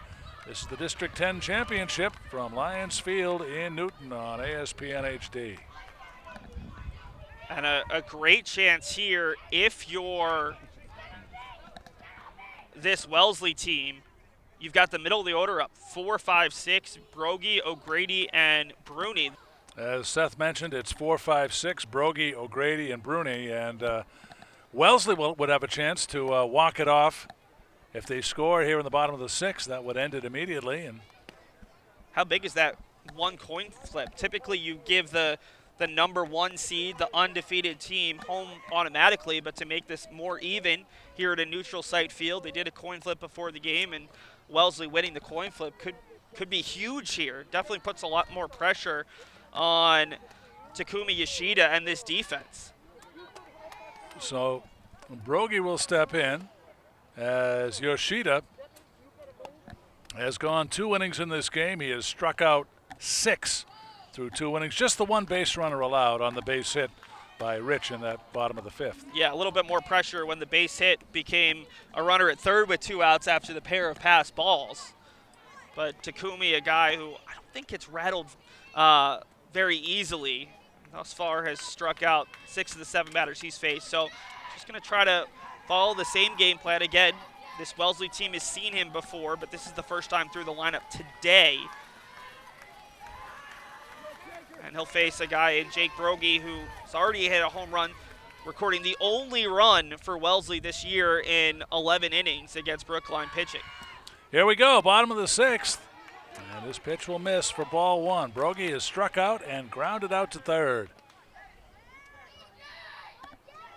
Yoshida, the second pitcher on for Brookline. And a good breaking ball will find the mark for a called strike. 0-2. Wonder if you try to spike one here, get him to chase a pitch in the dirt. And couldn't get him to chase on that breaking ball low and away, and the count 1-2. Yeah, just a little bit too far outside. I liked what they were trying to do there, but not enough to entice Brogy. And a very close pitch there. A miss for ball 2, 2-2.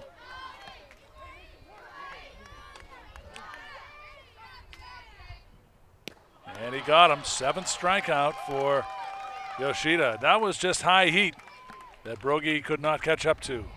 14th strikeout for Brookline, matching Wellesley's 14 strikeouts. 28 strikeouts thus far of 34 total outs. Here is O'Grady. He started the game as the left fielder. Came in to pitch. He's 0 for 1 officially with a walk and a strikeout.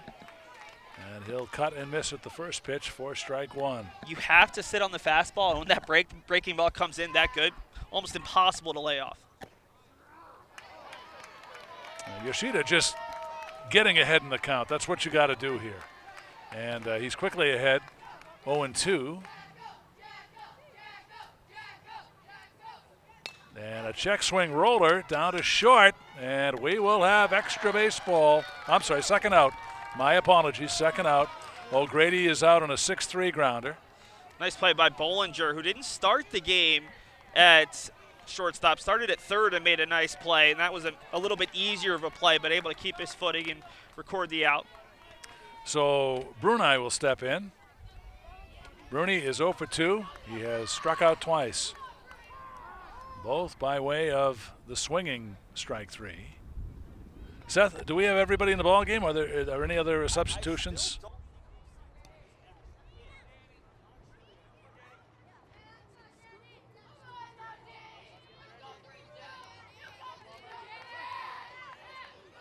But all the players from the benches have appeared in the game in one way or another, yes. Swing and a miss here.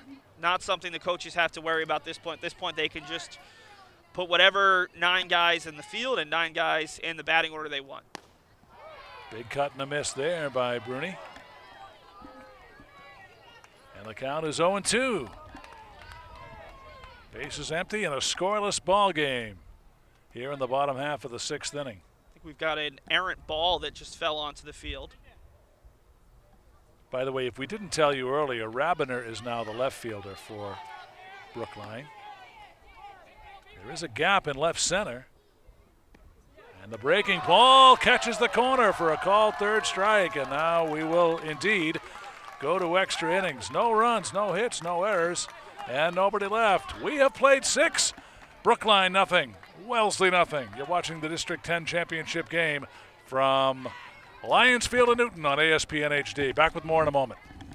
I am blind, but I need not see.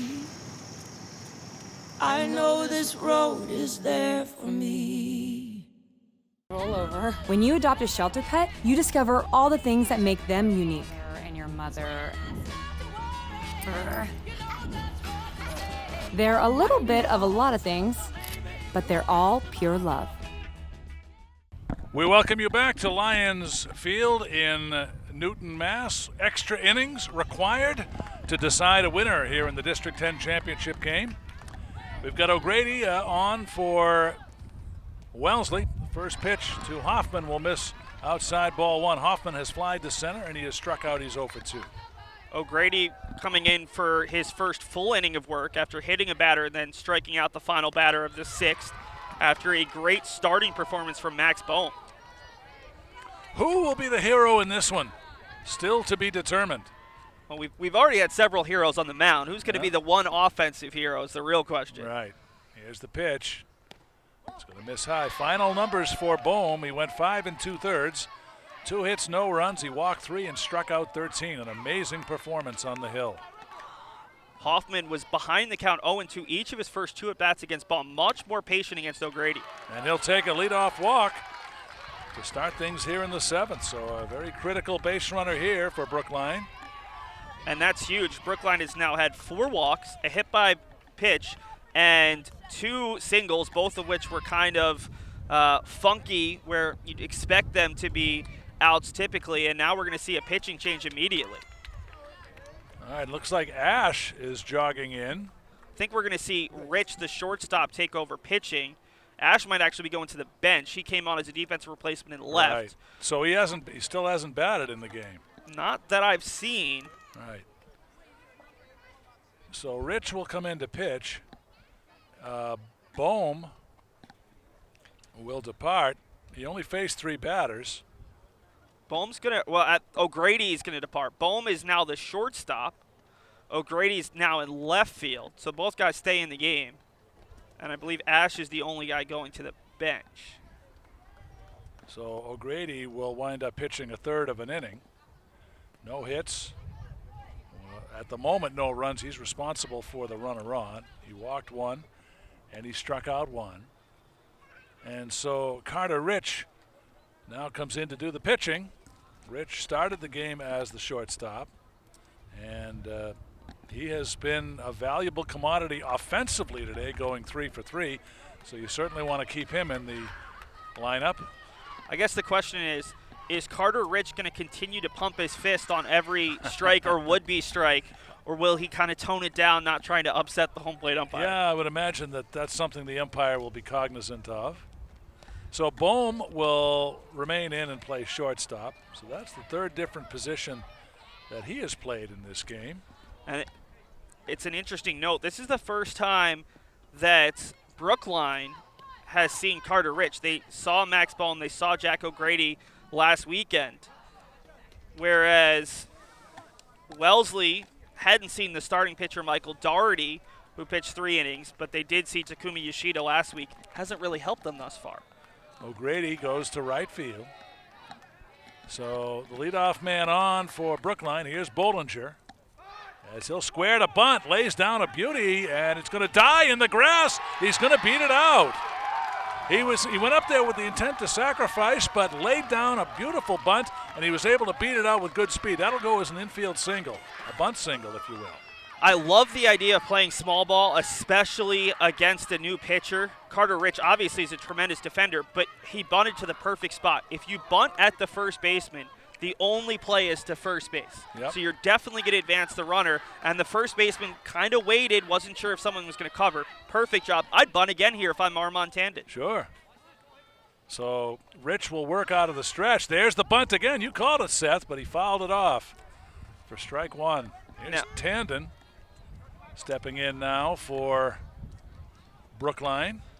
And Tandon lined out to center his first at bat. He came off the bench and stayed in at third base. The tougher part here for Tandon is Wellesley's expecting it. The first baseman's in. You really want to bunt at the third baseman, make him be the guy who covers the ball, so his only play is to first or second. There's a pitch in the dirt. Outstanding play behind the plate there. Got to be cognizant of those pitches in the dirt with 2 runners on. Absolutely. Typically, if you're in the top half of the inning and extras, you're thinking maybe you need multiple runs. With Takumi Yoshida, you just need 1. Get 1 run, and you're very confident in winning this game. Yep. This pitch is looped foul. Off to the right. I don't love the decision to take the bunt off with just 1 strike, but now Tandon has to put this ball in play, and ideally on the ground on the right side. Because realistically, you're just worried about moving Eli Hoffman up to third base with 1 out. And the 1-2 looping curveball is rolled foul down the first base line. Would have done it. That was a great job by Tandon. Not only fighting to stay alive, because that could have been called strike 3, but putting the ball down on the right side. That's a really good piece of hitting. Now he has to do it again and keep it fair. Carter Rich deals. This pitch is again fouled off. Good battle going on here between Rich and Tandon. Rich, the third pitcher of the ball game for Wellesley. The runner at second is the responsibility of O'Grady. The runner at first is Rich's responsibility. Working out of the set, here's the 1-2. Swing and a miss, he got him. Rich with the fist pump there. And that's the critical first out of the inning. Wow, huge out, especially if you could have put that first bunt fair, you would have had runners at second and third with 1 out. But you go back to the top of the order, Takumi Yoshida, not only a tremendous pitcher, just a tremendous all-around athlete, 1 for 3 today. Big chance to help himself. Yoshida flied out to center to begin the game, then an infield single in the third. He was called, struck out swinging in the 5th. And he'll take a hack at the first one and miss, 0-1. And we saw a similar approach from Takumi back in his last at bat in the 5th inning. That's too big of a cut. Takumi's got such power. Shorten your swing. Don't try to be a hero here. Put the ball in play and trust the runners to get it done. And big breaking ball will be over but low, and that'll even up the count. And I think this is where you're really going to see nerves for both teams. Carter Rich on for the first time. Takumi Yoshida trying to be the hero. The biggest thing is just stay within yourself. Clean, easy cuts. Put the ball in play. Trust that it's going to work out. And he fists a pop-up in the infield. That'll be snared for the second out. So Yoshida will pop up to second. That was Perlman making that play. And so now Brookline in danger of a squander here. It's going to be up to Rabiner. They're actually going to bring Takafumi Tani, the original starter in this spot, back on. Right. All right, so Tani began the game as the number 2 hitter, and he'll get back in the game here, and he'll take the first pitch for strike 1. Tani, 2 at-bats today and 2 strikeouts. Yeah, the 2 spot in the Brookline order, 0 for 3 with 3 strikeouts. As a team, Brookline has struck out 15 times. And there's a ground ball hit down to second, and they're going to get out of it. 4-3 ground out. Brookline with a great opportunity, but it goes by the boards in the 7th inning for Brookline. No runs. There was 1 hit. There were no errors. 2 crucial runners left. They've left 8 on. And now it is Wellesley's opportunity to win the ball game, as we have a scoreless tie still after 6.5. And John, I know we're in Boston, but as someone who grew up in a National League town, I don't love the call to take the bunt off for Armand Tandon after that first bunt went foul. Yep. Yes, you're giving away the surprise of the bunt, but if you could have moved the runners up, granted it was a pop up to second and a ground out to second, neither one of those necessarily would have scored the run, but you give yourself a chance to score so many more runs in so many different ways. That was by far Brookline's best chance. I believe it's the first time they had the leadoff base runner on. And it was the second time. They had it in the second. It's also just the third time that they'd had 2 runners on, and the first time with no outs. I mean, they haven't had many chances today against Wellesley pitching. Now you got to rely on Takumi Yoshida to just keep doing what he's doing, which is strike out batters. He's had 8 of his 9 outs come by way of the strikeout. Has only allowed the 1 base runner through 3 innings of work. It will be the lower third of the order coming up for Wellesley here in the bottom of the 7th. And if my calculations are correct, it should be Alexander leading off. I think you're going to see the starters back in. So I would believe it's Nahabedian, Fazendaro, and Perlman, who were all pinch hit for their last time up. But again, who knows what Mike Perlman and Rory Fazendaro and Eugene Fukudome will choose to do here in inning number 7.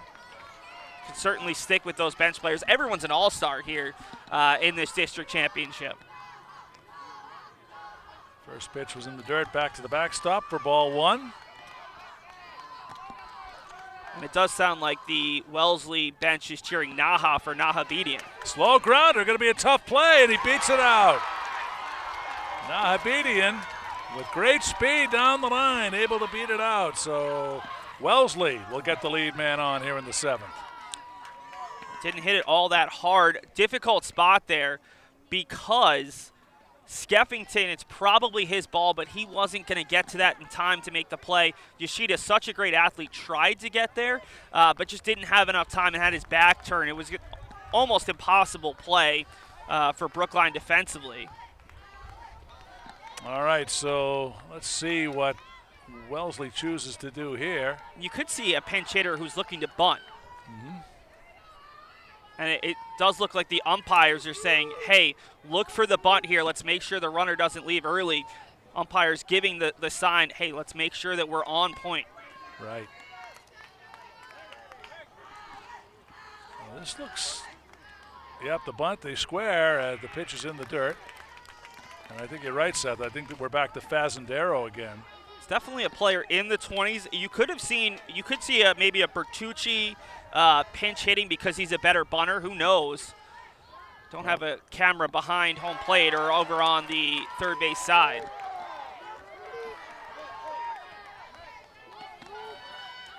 Bertucci pinch hit for Fazendaro in the 4th and struck out.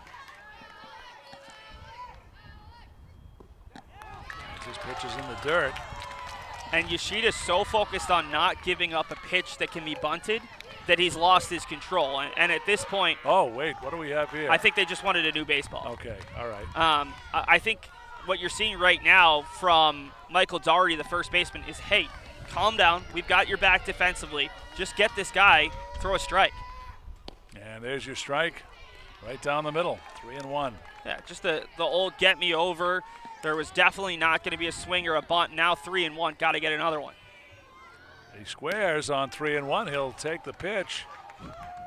That was a late strike call. I think the umpire is vocalizing the call much earlier than he's showing it to us, because everyone defensively kind of sagged back.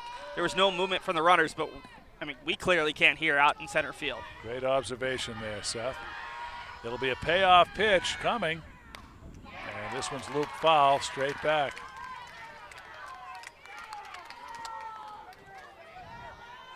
Not a run has been scored in this game. Wellesley trying to change that. Wellesley being the home team. If they win, it would be in walk-off style. And a check swing on a high pitch. He'll take ball 4. So 2 on now with nobody out for Wellesley in the 7th. Wow, that is really tough if you're Takumi Yoshida. I thought that was a strike. Yeah, borderline, certainly. We've definitely seen a similar pitch be called a strike. That's just the second walk for Brookline pitching in the first since the first inning. First for Yoshida. And now, same situation, 2 on, no outs. Yoshida's got to bear down. Might we see the bunt here? Take a swing, taken away. It's in there for a called strike. This should be Caleb Perlman, but again, difficult to see the actual number. It's his spot in the lineup. Yeah, Perlman was called on strikes in the 2nd. Campbell pinch hit for Perlman in the 5th and struck out swinging. 1st and 2nd, nobody out. Wellesley threatening against Yoshida, the 2nd pitcher of the day for Brookline. There's a ground ball hit to 2nd. They'll go up to short for 1, on to 1st, safe. 4-6 on the force play. But Perlman, that's a productive out, Seth, because they get the runner to 3rd. The winning run is now at 3rd. And that was actually Connor Campbell using some context clues from the fans shouting to our right. It was Campbell who stayed in the game making that play. And now with runners at 1st and 3rd, I think you just typically I would say intentionally walk, load up the bases, get the force outs. But guess who's due up after Max Fukudome? It's Carter Rich, who they've yet to retire. Yeah. And is the only guy previous to this inning who had reached against Takumi Yoshida. This is a really interesting conversation that you're going to see right now at the mound with Greg Fantuzzi, and I'm sure he's asking, hey, Takumi, what do you feel more comfortable with? Defense, what are we doing in this situation? The ball goes here. The only runner that matters right now is the runner at 3rd base, Wes Nahabedian, but you do have to be cognizant of the runner at 1st. You don't want to lose that force out on a potential double play to get out of the inning either, as that was a good job by Connor Campbell running hard the whole way. It wasn't going to be a double play nonetheless, but making sure he got there before the throw from Tani. Yeah, and it's a great spot to have a meeting and make sure everyone's on the same page with that winning run at 3rd. Infield's going to come in here at right past the edge of the grass. Fukudome is 1 for 3. A single, ground out to 3rd. He's also struck out. He checked his swing on the first offering, and it's a called strike. I'd almost bunt here. Interesting. Realistically, the defense is going to focus on the runner at 3rd. You might be able to get the bases loaded either way. And the pitch, did it hit him? Looks like it did. That'll load him up. So Fukudome is hit by a pitch, and now Rich, who has been perfect offensively, 3 for 3, has a chance to win it. So the infield is going to stay in. The outfield maybe taking a couple steps in. I would almost bring him in a little bit further because you've got to be at a comfortable range, and they're telling the outfield to throw home. But you need to be at a comfortable range where you can actually beat Nahabedian to the plate with the throw. Rich got them out of that jam in the 7th. Now a chance to be the hero both offensively and on the mound. At least one of the heroes on the mound. He's got a double and a pair of singles today, 3 for 3. And he'll take the first pitch high. No place to put him. A walk ends the game. They're going to call that a strike. That was that delayed call because we've seen that strike given. This is a huge spot between Yoshida and Rich. And this one will miss. We're even up at a ball and a strike. Takumi hit Fukudome with the breaking ball up near the helmet. I think it caught him on the back. Really struggling with his control at the breaking ball. Look for the fastball. There it is, and the pitch is in there at the knees. That zone may be extending. It looks like just at the knee, and maybe at the letters, maybe a little bit extra on either side. That's a hard fastball. And now you really worry about bouncing anything because if it gets Fantuzzi behind the plate, it could score the game-winning run. And he's going to be called out on strikes. That's the first time today that they have retired Rich. So 2 outs, and it's up to Bohm, who has been at the plate 3 times, and he has struck out each time. Yeah, Bohm has been the hero on the mound all day. He went 5 2/3 innings, did not allow a run, just 2 hits, 3 walks, and 13 strikeouts. Now he has a chance to be the overall hero. Yoshida trying to work out of trouble here, and this pitch is pop foul back into the trees behind the plate for strike 1. I like it from Bohm. I mean, be aggressive here. You've already struck out 3 times. Not worried about striking out. You're just worried about putting the ball in play. Can you get a ball that squeaks by, that plops in front of a fielder? Maybe there's a bobble. Just put the ball in play. You've got a better chance of scoring a run. Yoshida with the pitch. And that will make the strike zone at the letters 0-2. That's one of the better breaking balls we've seen from Takumi Yoshida, and I totally didn't anticipate him to go with it. No chance for Bohm to swing at that. Now the right-hander deals, and he'll get him. Strike 3. That's going to leave him loaded. So for the 4th time today, Bohm has struck out, and that's it for Wellesley in the 7th. No runs, 1 hit, no errors, 3 left. We go to the 8th. We remain scoreless here in Newton. 32 strikeouts through 7 innings between the two sides. That's now 10 for Takumi Yoshida in 4 innings. On the opposite side, we saw Bohm strike out 13. Jack O'Grady has 1, and we saw another one from Carter Rich, who likely will stay out there on the mound. But we saw 6 great innings of regulation baseball, and the 7th inning might have been better than the first 6 combined. Yep. Both teams with the first 2 runners on, both teams with probably their best chance since the first inning for Wellesley to score, and yet both pitchers able to work around. We saw Rich coming on in relief, getting the outs that he needed, and Yoshida, who really struggled in that inning, a leadoff walk, a leadoff single rather on an odd play, a walk, and then a hit by pitch to load up the bases with just 1 out, and then able to bear down with those 2 strikeouts against the 2 and 3 hole hitters.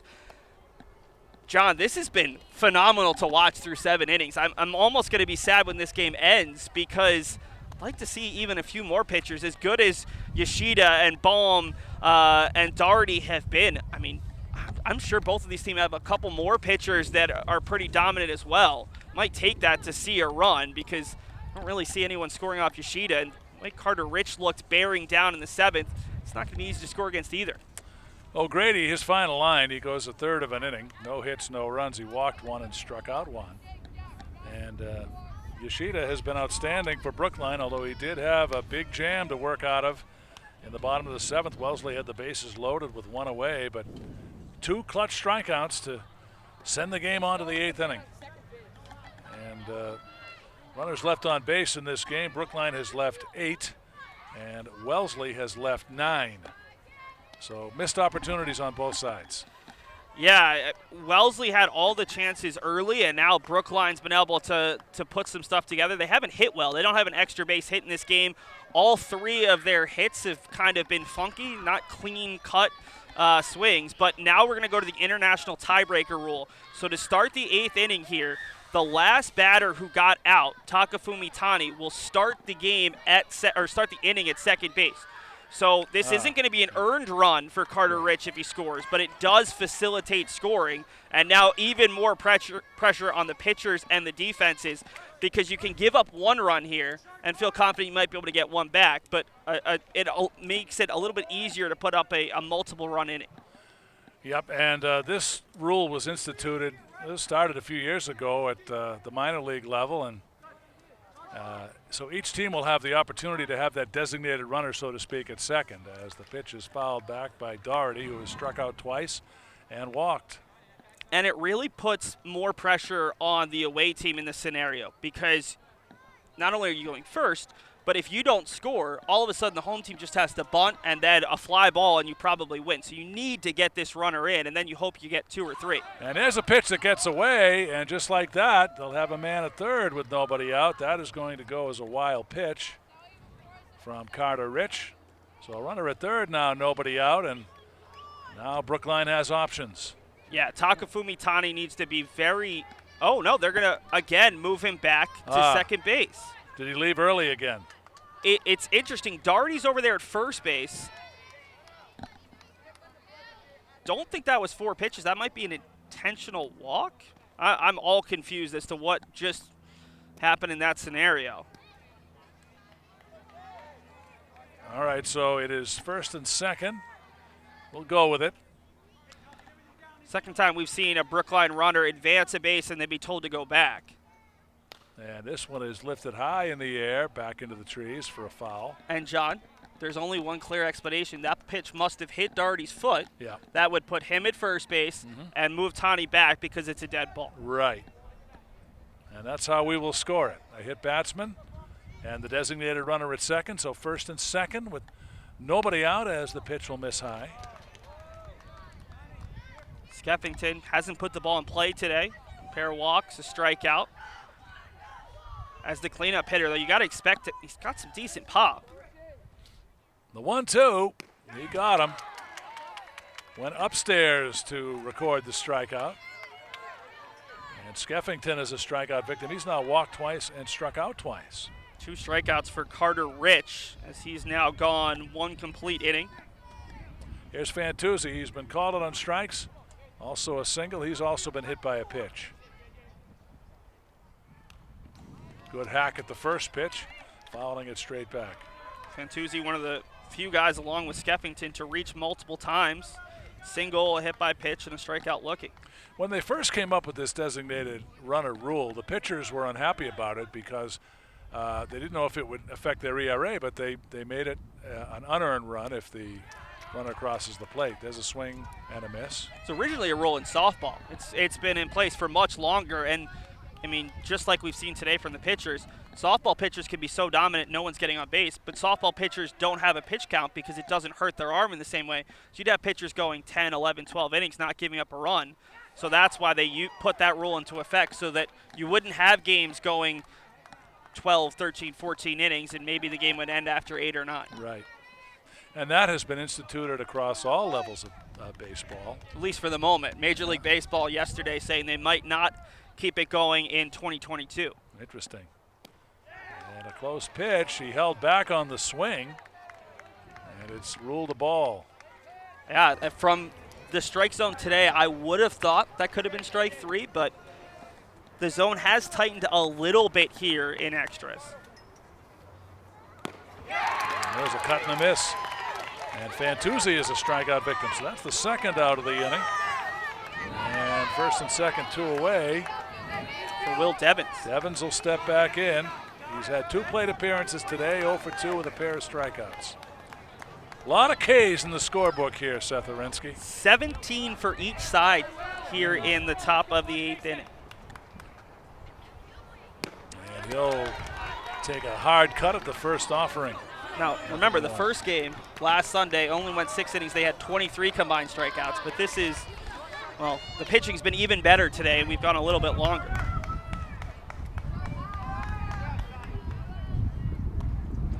Offering is in the dirt.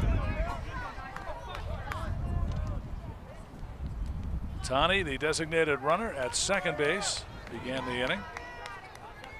Already hit by a pitch, but then since then, 2 strikeouts. this high. That hit by pitch, a crucial play in this half inning. To have Tani at third base with no outs would have been huge. Instead, he's been stuck there at second. They haven't been able to put the ball in play, and that's been the biggest issue for both teams. Just have not been able to put enough balls in play, especially with runners on. The right-hander deals, and he'll pick up the, well, it was a foul tip, so the inning will continue here.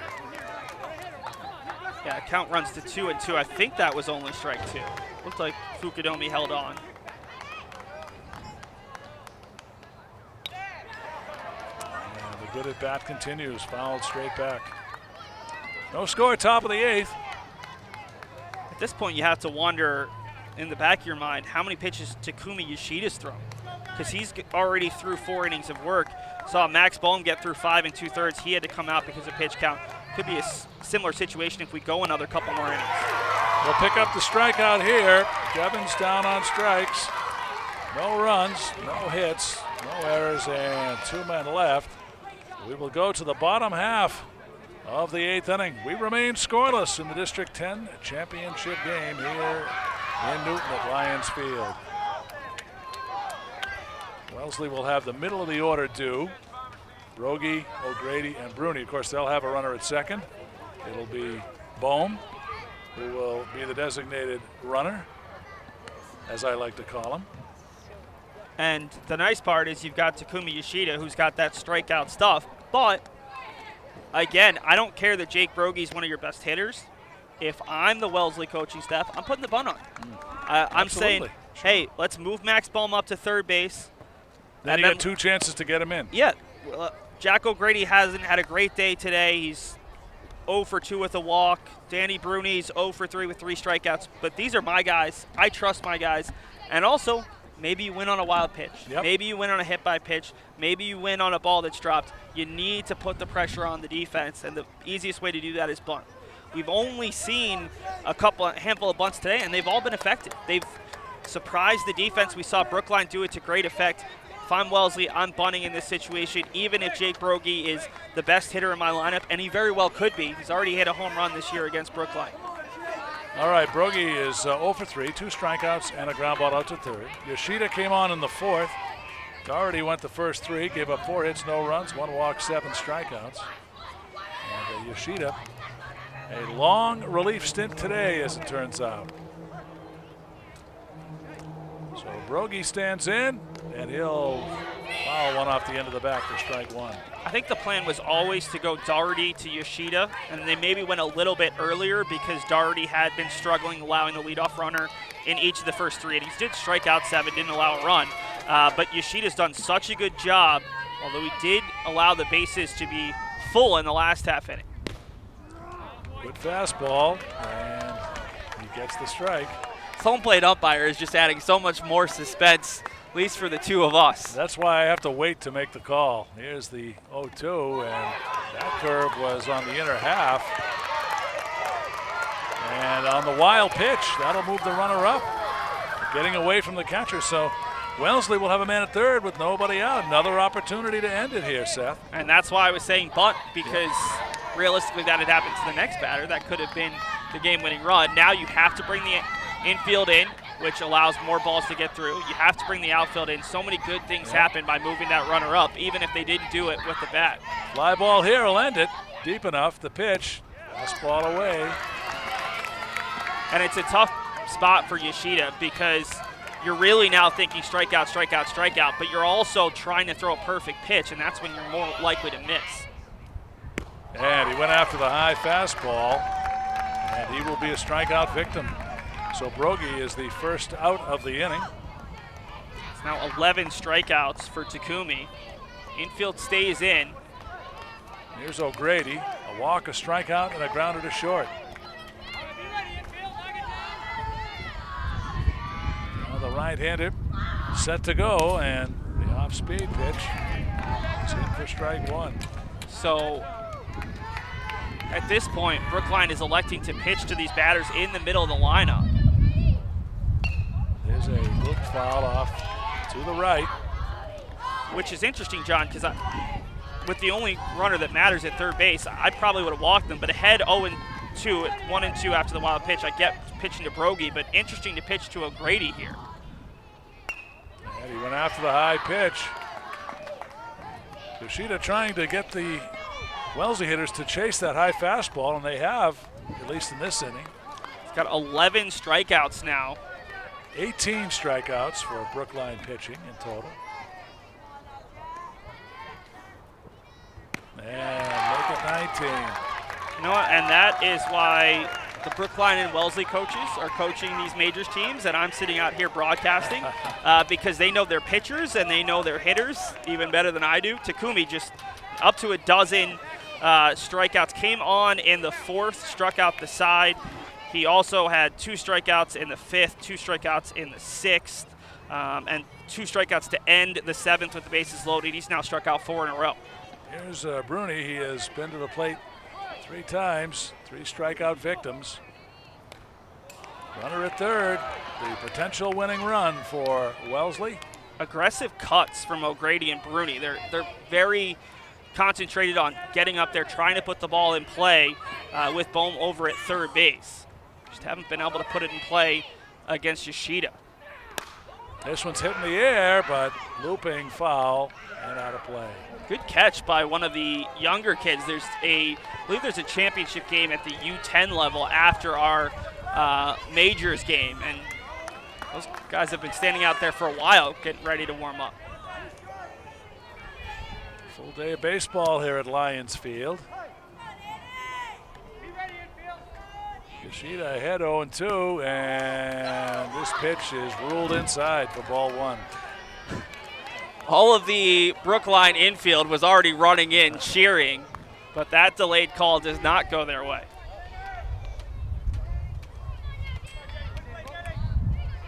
The 1-2 from the right-hander, and this one's just foul tipped at the plate. Yeah, got a piece of it. I think it ended up off his foot for a dead ball. Great job by Bruni trying to stay alive.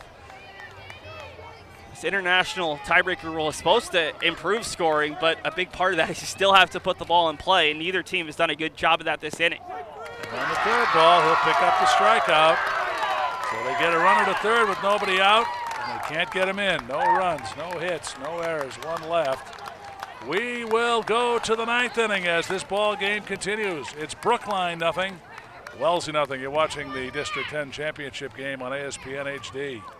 I know what you're thinking. I need a job. Well, I've been there. I've been there. But you gotta keep going. You just need the right skills. Find an apprenticeship. I found a course online. You can do this. You will find something. You will find something new.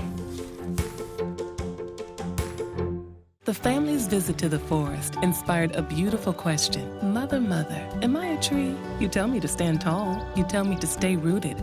I think I am a tree. Make the forest part of your story at a park near you. Find one at discovertheforest.org. 9th inning here in Newton. We have been here for a while, Seth, and the outcome still very much in doubt. A scoreless ball game as we start the top half of the 9th inning. Devens will be the runner at second for Brookline.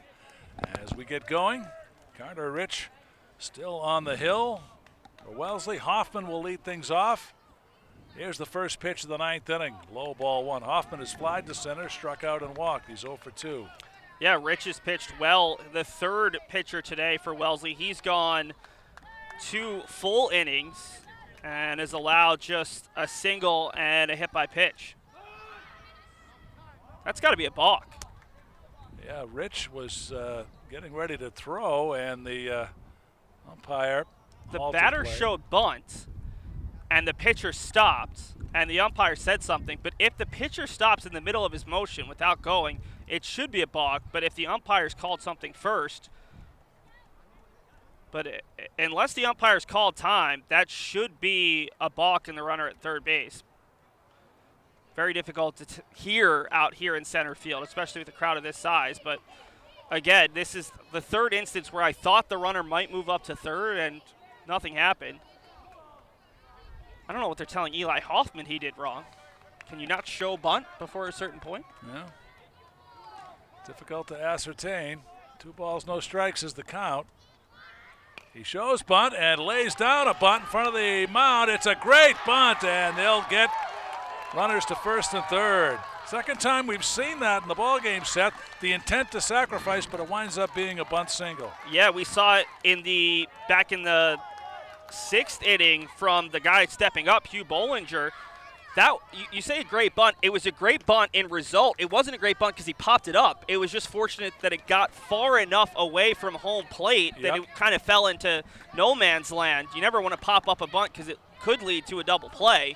And now runners at the corners with no outs, and it's up to Wellesley. How do you position this? Again, you get your chance in the bottom of the inning, so you don't need to avoid giving up a run. But they are going to bring the infield in. And I would expect the runner might move from first. Here's Bollinger as he'll take it up high, ball 1. And taking second is Hoffman, making the smart play. Want to take that double play. The force out at second, out of commission. Now, would you rule that a stolen base or a defensive indifference? At this age, I'm ruling it a stolen base. Typically, I'm ruling that defensive indifference. I'm not trying to take away the stats from these guys. Good point. We have to remember the age level we're covering here. No balls, 2 strikes to count. And this pitch is loop foul. Yeah, 8-9-1, not really the part of the lineup that you definitely want up there if you're Brookline, but we've seen good at-bats from Bollinger, from Armand Tandon. I mean, these guys have worked hard, and you've got Takumi Yoshida looming 3 batters from now. And he went after the high fastball and did not get it. So strike 3. Bollinger is a strikeout victim. It's the 5th strikeout for Rich and the 19th overall for Wellesley pitching. And I think we're going to see a pinch hitter for the former pinch hitter, Trig Driscoll, back into the game for the first time since his at-bat in the 3rd inning. Driscoll 0 for 1 with a strikeout, and again he chases that high fastball. Trigg started the game in left field, then was replaced by Armand Tandon, who came on, played third base, and had the last 2 at-bats. Yep. And Driscoll will take a called strike here. Rich doing a great job, just as we've seen Yoshida on the opposite side, in a really pressure situation, throwing strikes and getting some big outs. And Driscoll will be a strikeout victim. That will be the 2nd out of the inning. And both teams have hit the 20 strikeout mark. And it brings up Takumi Yoshida, who has not had a good day at the plate, 1 for 4, but is certainly capable of driving in both of these runners. Back to the top of the order. Yoshida has flied to center, infield single, a strikeout, and a pop to second. 1 for 4. Looked like a Bill Lee Ephus pitch there that stayed up in the zone. Yeah, Takumi's been taking those big, aggressive home run hacks. How do you avoid having him swing at that first pitch? Well, you give him a breaking ball. He's looking fastball dead red, unable to do anything with it. And now a conversation between Max Fukudome, who's done a great job behind the plate working with all 3 of these pitchers, and Carter Rich.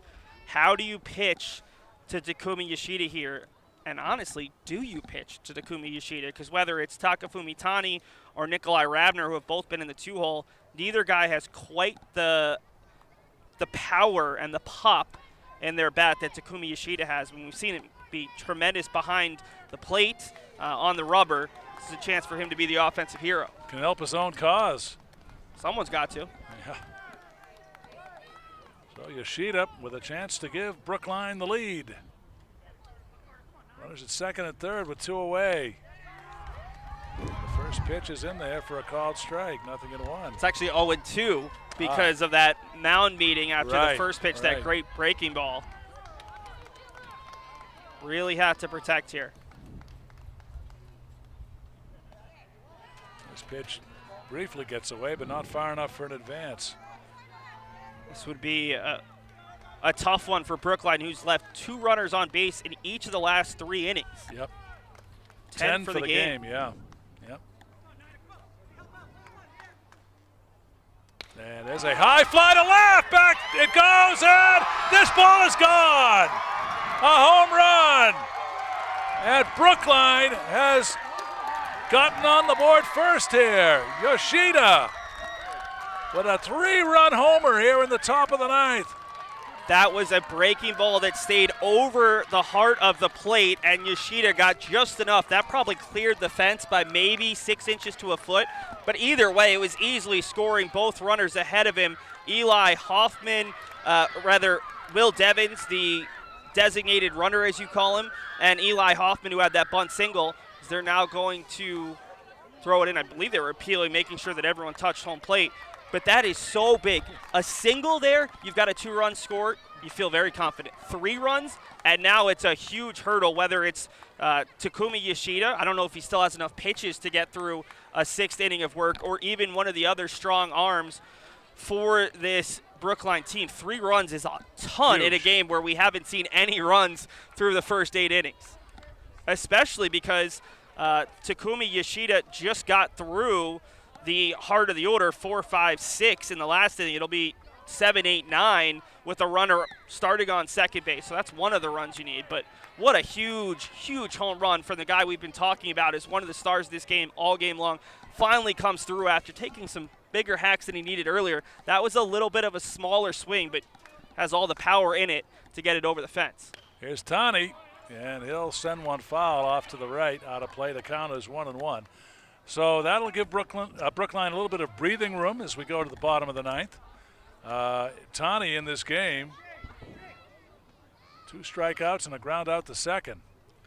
Well, also, John, it just makes the focus on all the base runners kind of go away. Yeah. That runner at second base in the bottom of the ninth does not matter. Right. You got to get 2 more guys on, so you can just focus on the batter, which makes it so much easier on pitchers. Tani hanging tough here. So a 2-out, 3-run homer by Yoshida to break the scoreless tie and give Brookline a 3-0 lead. And you got to feel terrible for Carter Rich, who's pitched so well in relief. Third pitcher on, came on with a runner already on first back in the, I'm trying to get my innings right, in the 7th inning, and did a great job of limiting the damage. A scoreless 8th inning with 2 runners on, and now in the 9th just needed to get that one last out. Unfortunately, a breaking ball that just hung a little bit. Rich deals another fly into left, well hit. O'Grady won't come up with this one, and that'll be a single. So back-to-back hits here for Brookline. Trying to add some more insurance here in the top half of the 9th inning. And at this point, the question is, how many other pitching options does Wellesley feel confident in? Because you cannot let this lead get even bigger. Talked in the pregame, I didn't expect a 4 or 5 run inning. Well, we've gotten 3 here in the 9th. It took this long, but you can't allow this lead to expand as we're still in the heart of the order. I mean, 3-hole hitters up in Doherty, Skeffington, Fantuzzi. This has got to stop right here and now if Wellesley has a chance to win this district title. Doherty, 2 strikeouts, a walk. He's also been hit by a pitch, so he's officially 0 for 2. And there's a called strike. And he deserves a ton of credit because he got the start and through 3 scoreless innings, struck out 7. I mean, every pitcher today has been really good. Yep. Rich had 3 hits offensively for Wellesley today, so he certainly contributed on that aspect. And this pitch fouled back. And Rich had his chance. 2 runners on in the 7th. He could have been the offensive hero, but Takumi Yoshida was able to strike him out looking for the 2nd out. And the fastball here will stay up high. It's funny, the pitchers in this game have also been some of the hitters that have been hitting in the middle of the lineup that have had their chances. And until the 9th inning, none of them were able to come through for themselves in a big spot. This pitch will miss downstairs. 2 balls, 2 strikes. 3-0 Brookline as they've broken a scoreless tie here in the top of the 9th. 3-run homer by Yoshida, helping his own cause. And this one's hit high toward us. Center field, that's going to be off the glove of Brogy as he'll hustle to get it back in. Runner heads for the plate. The throw is in time. What a play by Connor Brogy, who almost made the diving catch and immediately got up, found his cutoff man, Max Bohm, a perfect throw home. The tag applied by Max Fukudome to keep this game at 3-0.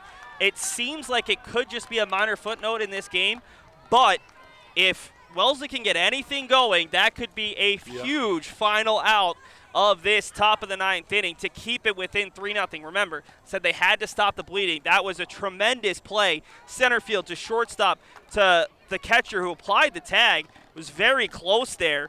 And in the end, just able to get Tani, who was going hard the entire way. 8-6-2 if you're scoring with us. Center fielder to the cutoff man, the shortstop, and then the throw home in time to get Tani. And now Brookline is 3 defensive outs from a championship. And the big question here that we can't answer live on this broadcast, but that's got to be a big focus in this inning. Takumi Yoshida has gone 5 innings. You only get 85 pitches. That's the maximum you can throw. How many pitches does he have left? He's had to work hard. He's already struck out 13 batters. Can Wellesley force him out in this inning because of a pitch count, or maybe getting some hits, more likely a pitch count, let's be honest, the way that he's pitched, and get to the bullpen for a third pitcher and hope that that's the way through? If you get to the 80-pitch mark, you can finish the at-bat, but at any point after that, you're done. As 85 is the pitch count total, but 80 pitches, actually being told it's 85 is the last one you can start with. So it'll be very interesting because 5 innings for a typical major league pitcher, it's 75 pitches. So be interesting to see because he has had to work hard at points. Well, I know for Yoshida, he wants a quick inning to put this away. And, of course, Wellesley will start with the runner at second. That will be Bruni as Nahabedian leading things off for Wellesley in the bottom of the 9th inning. Nahabedian has had 2 at-bats, 2 for 2 with a pair of singles. Yeah, had a little squibber between the mound and the second baseman for an infield single back in the 7th inning. And Yoshida just wants to throw strikes here. 2 balls, 1 strike. As you said, Seth, that runner at second is irrelevant for Brookline. They just want the 3 outs. Off-speed pitch, and that will get in there for a called strike. 2-2. Much to the chagrin of the Wellesley fans out here in right center field. And he golfs at the pitch low and in. Did he get a piece of it? Looks like he did. Wow. That was an awkward, just trying to fight it off swing, and apparently got enough. Yoshida deals. Pitch is too high. And it's ball 4, so the tying run will come to the plate for Wellesley. Nahabedian draws the walk. So you've got first and second with nobody out. It's just the 3rd walk of the day. And there's a base hit. And they'll stop the runner at third. Bases will be loaded with nobody out as Fazendaro with a base hit. And coming over is the 3rd baseman. I think they're going to make a pitching change. Yep. I think you're right, Seth. So Hugh Bollinger, who got the save last time against this Wellesley team last Sunday, 6 strikeouts in relief, very good breaking ball, which is why they had Doherty pitching earlier today, is going to come on in a pressure situation. The nice thing is you've got a 3-run lead, so those first 2 runners don't matter as much. You can trade an out for a run, but a big spot for Bollinger here, who honestly has probably been pretty happy watching from third base Yoshida dominate, but Yoshida, who's been so good, 5+ innings, finally comes out of the game after 13 strikeouts. Well, bases loaded, nobody out, and for Brookline, it's going to be Bollinger now doing the pitching. For Yoshida, 5+ innings, 6 hits, no runs as of yet, 2 walks, and 13 strikeouts. Yeah, pretty amazing job done by the right-hander. And Takumi will stay in the game at shortstop. We're going to see some more shifting around. Driscoll stayed in the game. He pinch hit in the last half inning. He'll stay in and left. And the biggest thing for Bollinger here is, yes, the bases are loaded. There's no outs. Feels like a lot of pressure. You have to throw strikes. You cannot afford to walk a batter, hit a batter here. Trust your defense. It's a very, although they haven't had to do a lot, it's a defense that has played well. Look at the amount of runs they've given up during their 6 district games thus far. Just 15 runs across 6 games. It's about 2.5 runs per game. Trust your defense. They'll make the plays behind you, and you should be good. Here is Perlman. He takes a called strike. Brookline will concede the run, of course, for a double play grounder. This is Connor Campbell again. They're going to leave Campbell, yes. the player who came on the 9 spot in. Campbell will take this pitch downstairs. Campbell has struck out swinging and reached on a fielder's choice 4-6 in the 7th inning.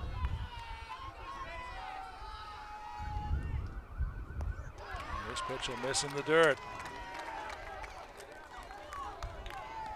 And with the 9 spot up, you really want to go after Campbell, because then you're going to face the top of the order.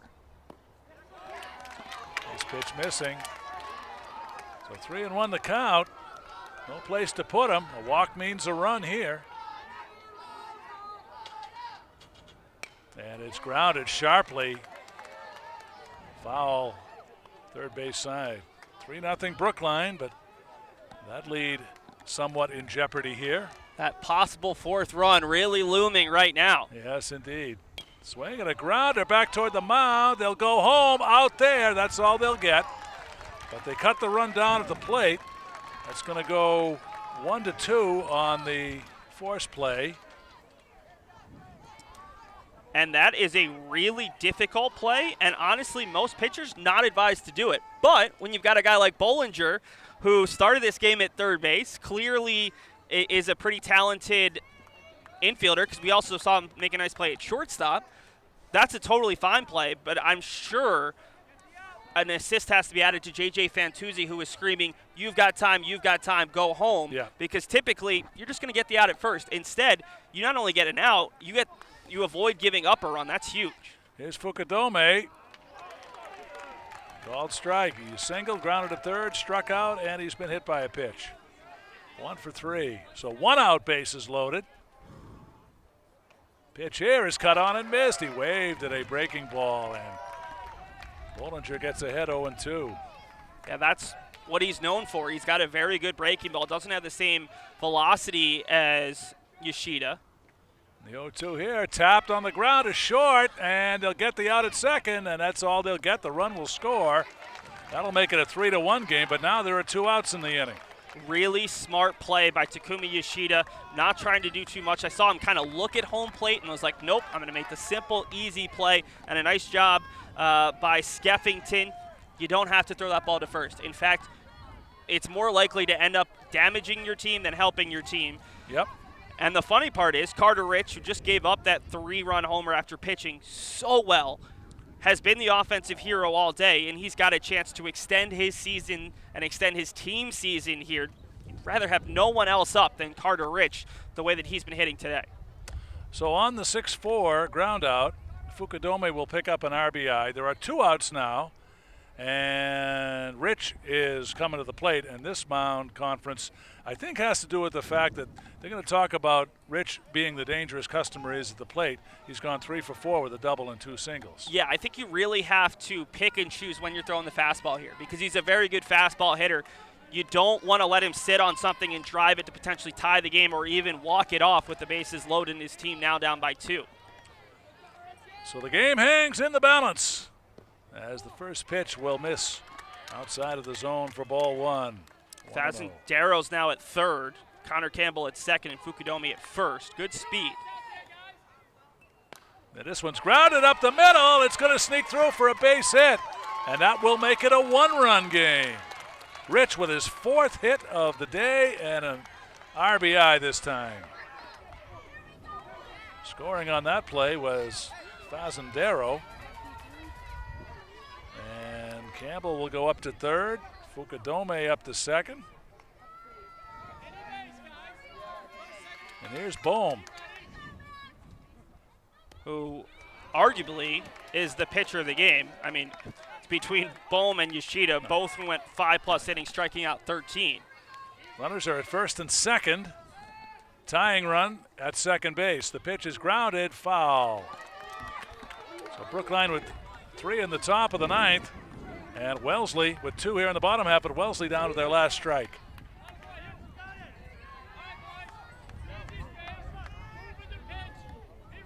Bollinger trying to end it right here. Here's the 0-2. Swing and a roller down to third, and they'll step on the bag, and the force out will end it. And Brookline has won the District 10 championship. 5 unassisted on the force play grounder. Sort of a strange way to end this one, Seth, but Brookline has won it. Well, Brookline wasn't able to defend their title last year because they weren't given a chance to play in the District 10 championship. They do what they did back in, well, an era that these guys were not alive for. They won in 58 and 60, and now 2019 and 2021. This is, I would say, a repeat championship for this group. And honestly, Armand Tannen probably just gave his coaches, his parents, the rest of the fans, a little bit of a heart palpitation there as he took a little bit of time getting over to third base. But a nice job nonetheless, and give credit to Hugh Bollinger. Not an easy spot. Bases loaded, no outs. Was calm, trusted his defense, and did enough to win 3-2. No runs through the first 8 innings. A ginormous 9th inning. And, of course, Takumi Yoshida, the hero, with that big-time 3-run homer. Final score in 9 innings, Brookline 3 and Wellesley 2. And we're going to stay for the championship presentation. Okay, we'll keep it right here. Eddie Murray, not that Eddie Murray, is the one handing out all of the medallions first to the Wellesley side, who played so well. I mean, we can't give enough credit to Wellesley. Max Baum was phenomenal today on the mound. 5 2/3 innings, 13 strikeouts. Carter Rich did a great job both at the plate and on the mound. Unfortunate to be the loser in the box score today, but some really good plays. Honestly, that last play of the top of the 9th inning where Jake Brogy was able to find Max Baum to throw home to Max Fukudome, it's one of the few reasons that this 9th inning was as electric as it was, because this had been 4 or 5 nothing to start. I think Wellesley might have been even more deflated. Instead, they came right back. Really good job of attacking, and if not for some good defense by Brookline, we could have been heading to the 10th. And John, you might have been missing that show you have later on tonight. So, by the way, I neglected to give the totals for Brookline in the top half of the 9th inning. Brookline scored 3 runs on the home run. They had 3 runs on 4 hits, and there was 1 man left. 3 runs, 4 hits, no errors, and 1 man left. And for Wellesley, in the bottom of the 9th, they scored 2 runs, and they pick up 2 hits. There were no errors. And as you can see, the victorious Brookline team will now celebrate their championship, and they will move on. Although they're still kind of learning what this championship is, because they're running out to right field away from the parents who want to take pictures, away from all of their fan support, and now they'll run right towards our camera out here in center field. But this group just doesn't lose. Yep. I mean, district champions at the 10 and under level, 2016 to 2019, won this level in 2019, another title here in 2021, and just such resilience. This was a much more difficult game than they might have anticipated. First one was 2-1, but they jumped out to a 2-0 lead and only let Wellesley get a run in the 5th. This was much closer.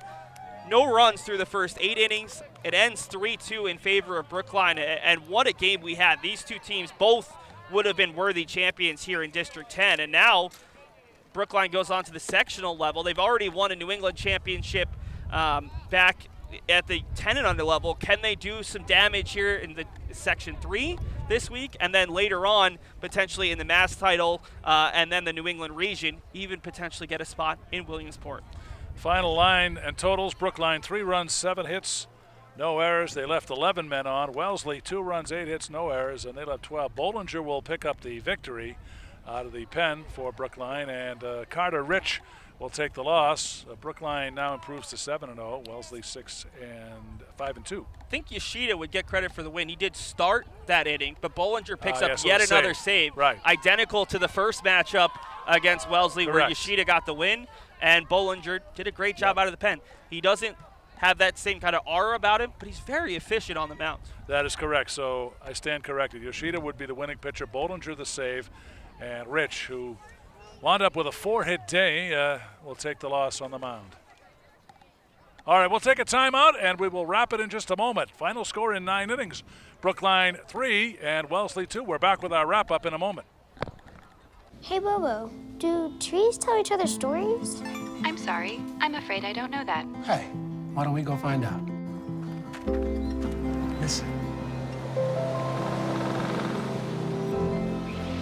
Can birds draw pictures? I don't have an answer for that. Dad, do stars visit their friends? Look!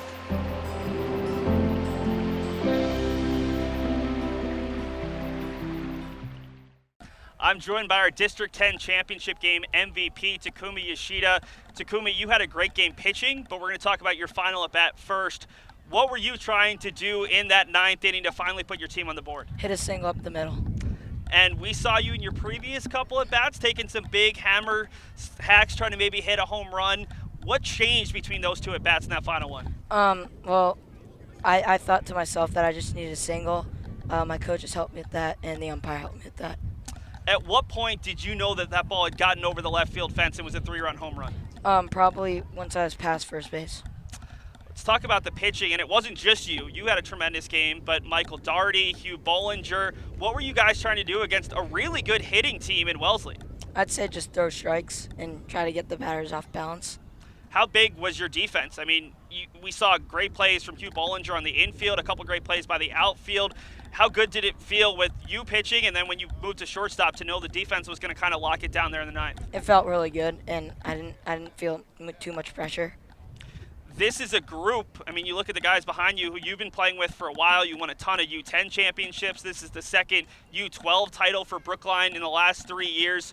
Where do you go from here? Do you guys have confidence you can maybe win some sectional games, maybe make it to Mass, maybe even make it to Williamsport? Yeah, I think we have a chance.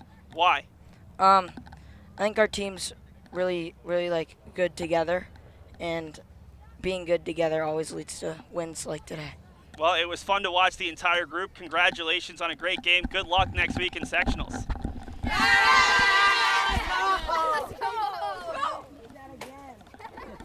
Joined by head coach Greg Fantuzzi of Brookline after they won the District 10 Majors Championship. Coach, this was a fun one, and there were a lot of interesting decisions your staff had to make, Wellesley had to make. You guys came in with the game plan of throwing them a lot of breaking balls. Then you kind of had to change it up a little bit as the game went along. How happy were you with your team's pitching and defense?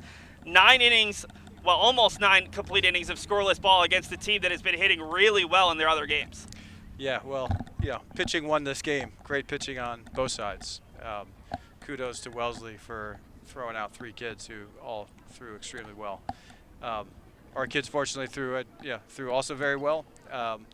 We were able to mix it around. You're right, when you have guys on third base and that's the winning or tying or go ahead run, you got to be careful. You don't want to get one caught in the dirt, and you got to start throwing some more fastballs. But when you have kids who can throw a good fastball as well as a good curveball, you've got those options. So it was kudos to the kids for putting us in that position. One of the tough parts about Little League is there's restrictions on everyone getting in, everyone playing a certain amount of outs. How much easier does it make it when you have so much confidence in your roster 1 through 12 today, where you can have a guy who maybe didn't start and he gets an at-bat in the 7th or 8th inning, he could play big outs in the 7th or 8th inning. How much does that make it a little bit easier on you when you're having to change a pitcher mid-inning or even decide who's going to come up and bunt or swing away? Well, I think it's a special team in that, and I think I can say this comparing us to other teams, and it's sometimes a struggle for us, but we have 13 kids who are all very good, and they could be starters on any other team. And that means we have to manage and get those kids in the game and keep them motivated. And any kid can be in there for the big hit with 2 outs, in the last inning. We can rotate them through. It's our job to keep them rotating so they all are motivated and ready to go. But the depth of this team is, I think, is pretty special. So challenging for us at times to manage, but it's a good challenge. Did you guys feel a little bit of pressure today? I mean, the U10s have had so much success. You guys won it in 2019 at the under 12 level. Yep. I know you were the favorites, but did you feel like you had to win this game so you could see what they could do going forward? I mean, it was an intense game. Our kids are pretty relaxed. I think they'll know they were trying their hardest, and whatever happened, they would be happy with because of that. But you can't say it wasn't it wasn't an intense game. But it's our job to try and keep the kids getting away from stress, making them do bad things. Which with this team is pretty easy. They're fooling around in the dugout with eight in a good way, with 2 outs, and they're just a great bunch. It makes our life easy. Well, Coach and your entire staff. And these guys make my life easy too. Good luck next week. The sectionals, Wednesday, Thursday, Friday. It'll be very interesting to see how far this Brookline team can go. After today, it looks like they've got a shot at going pretty far. Well, congratulations. Thank you. Yep. And good luck. Thanks to these guys. The rest of this week. I know there's 3 coaches in name, but I know it's a big staff for you guys going forward. We're going to take a quick break and wrap it up here from Lions Field in Newton. Every day, Millions of people are connecting. Father, cosplayer, Mentor. actor. It's time we take a step forward, come together, and discover how accepting our differences can make us stronger. You know, a lot of people say when you're going somewhere, you don't want to look back. But I beg to differ. I can't lie and say it was easy. I looked at everything in a different light. I realized it started with me going back and getting my high school diploma. Brookline wins it 3-2 in 9 innings. Dramatic game. Brookline 3 runs in the top of the 9th. Wellesley 2 in the bottom. Brookline moves on. What a terrific game we saw, Seth. Just phenomenal. Brookline continues their winning tradition. It'll be really interesting to see how far they can go in the sectionals after winning their 2nd in 3 years here at the major level. Thank you so much for tuning in here from Newton today. For Seth Orensky and our entire crew, I'm John Leahy. Brookline the champs. We'll see you next time on ASPN HD.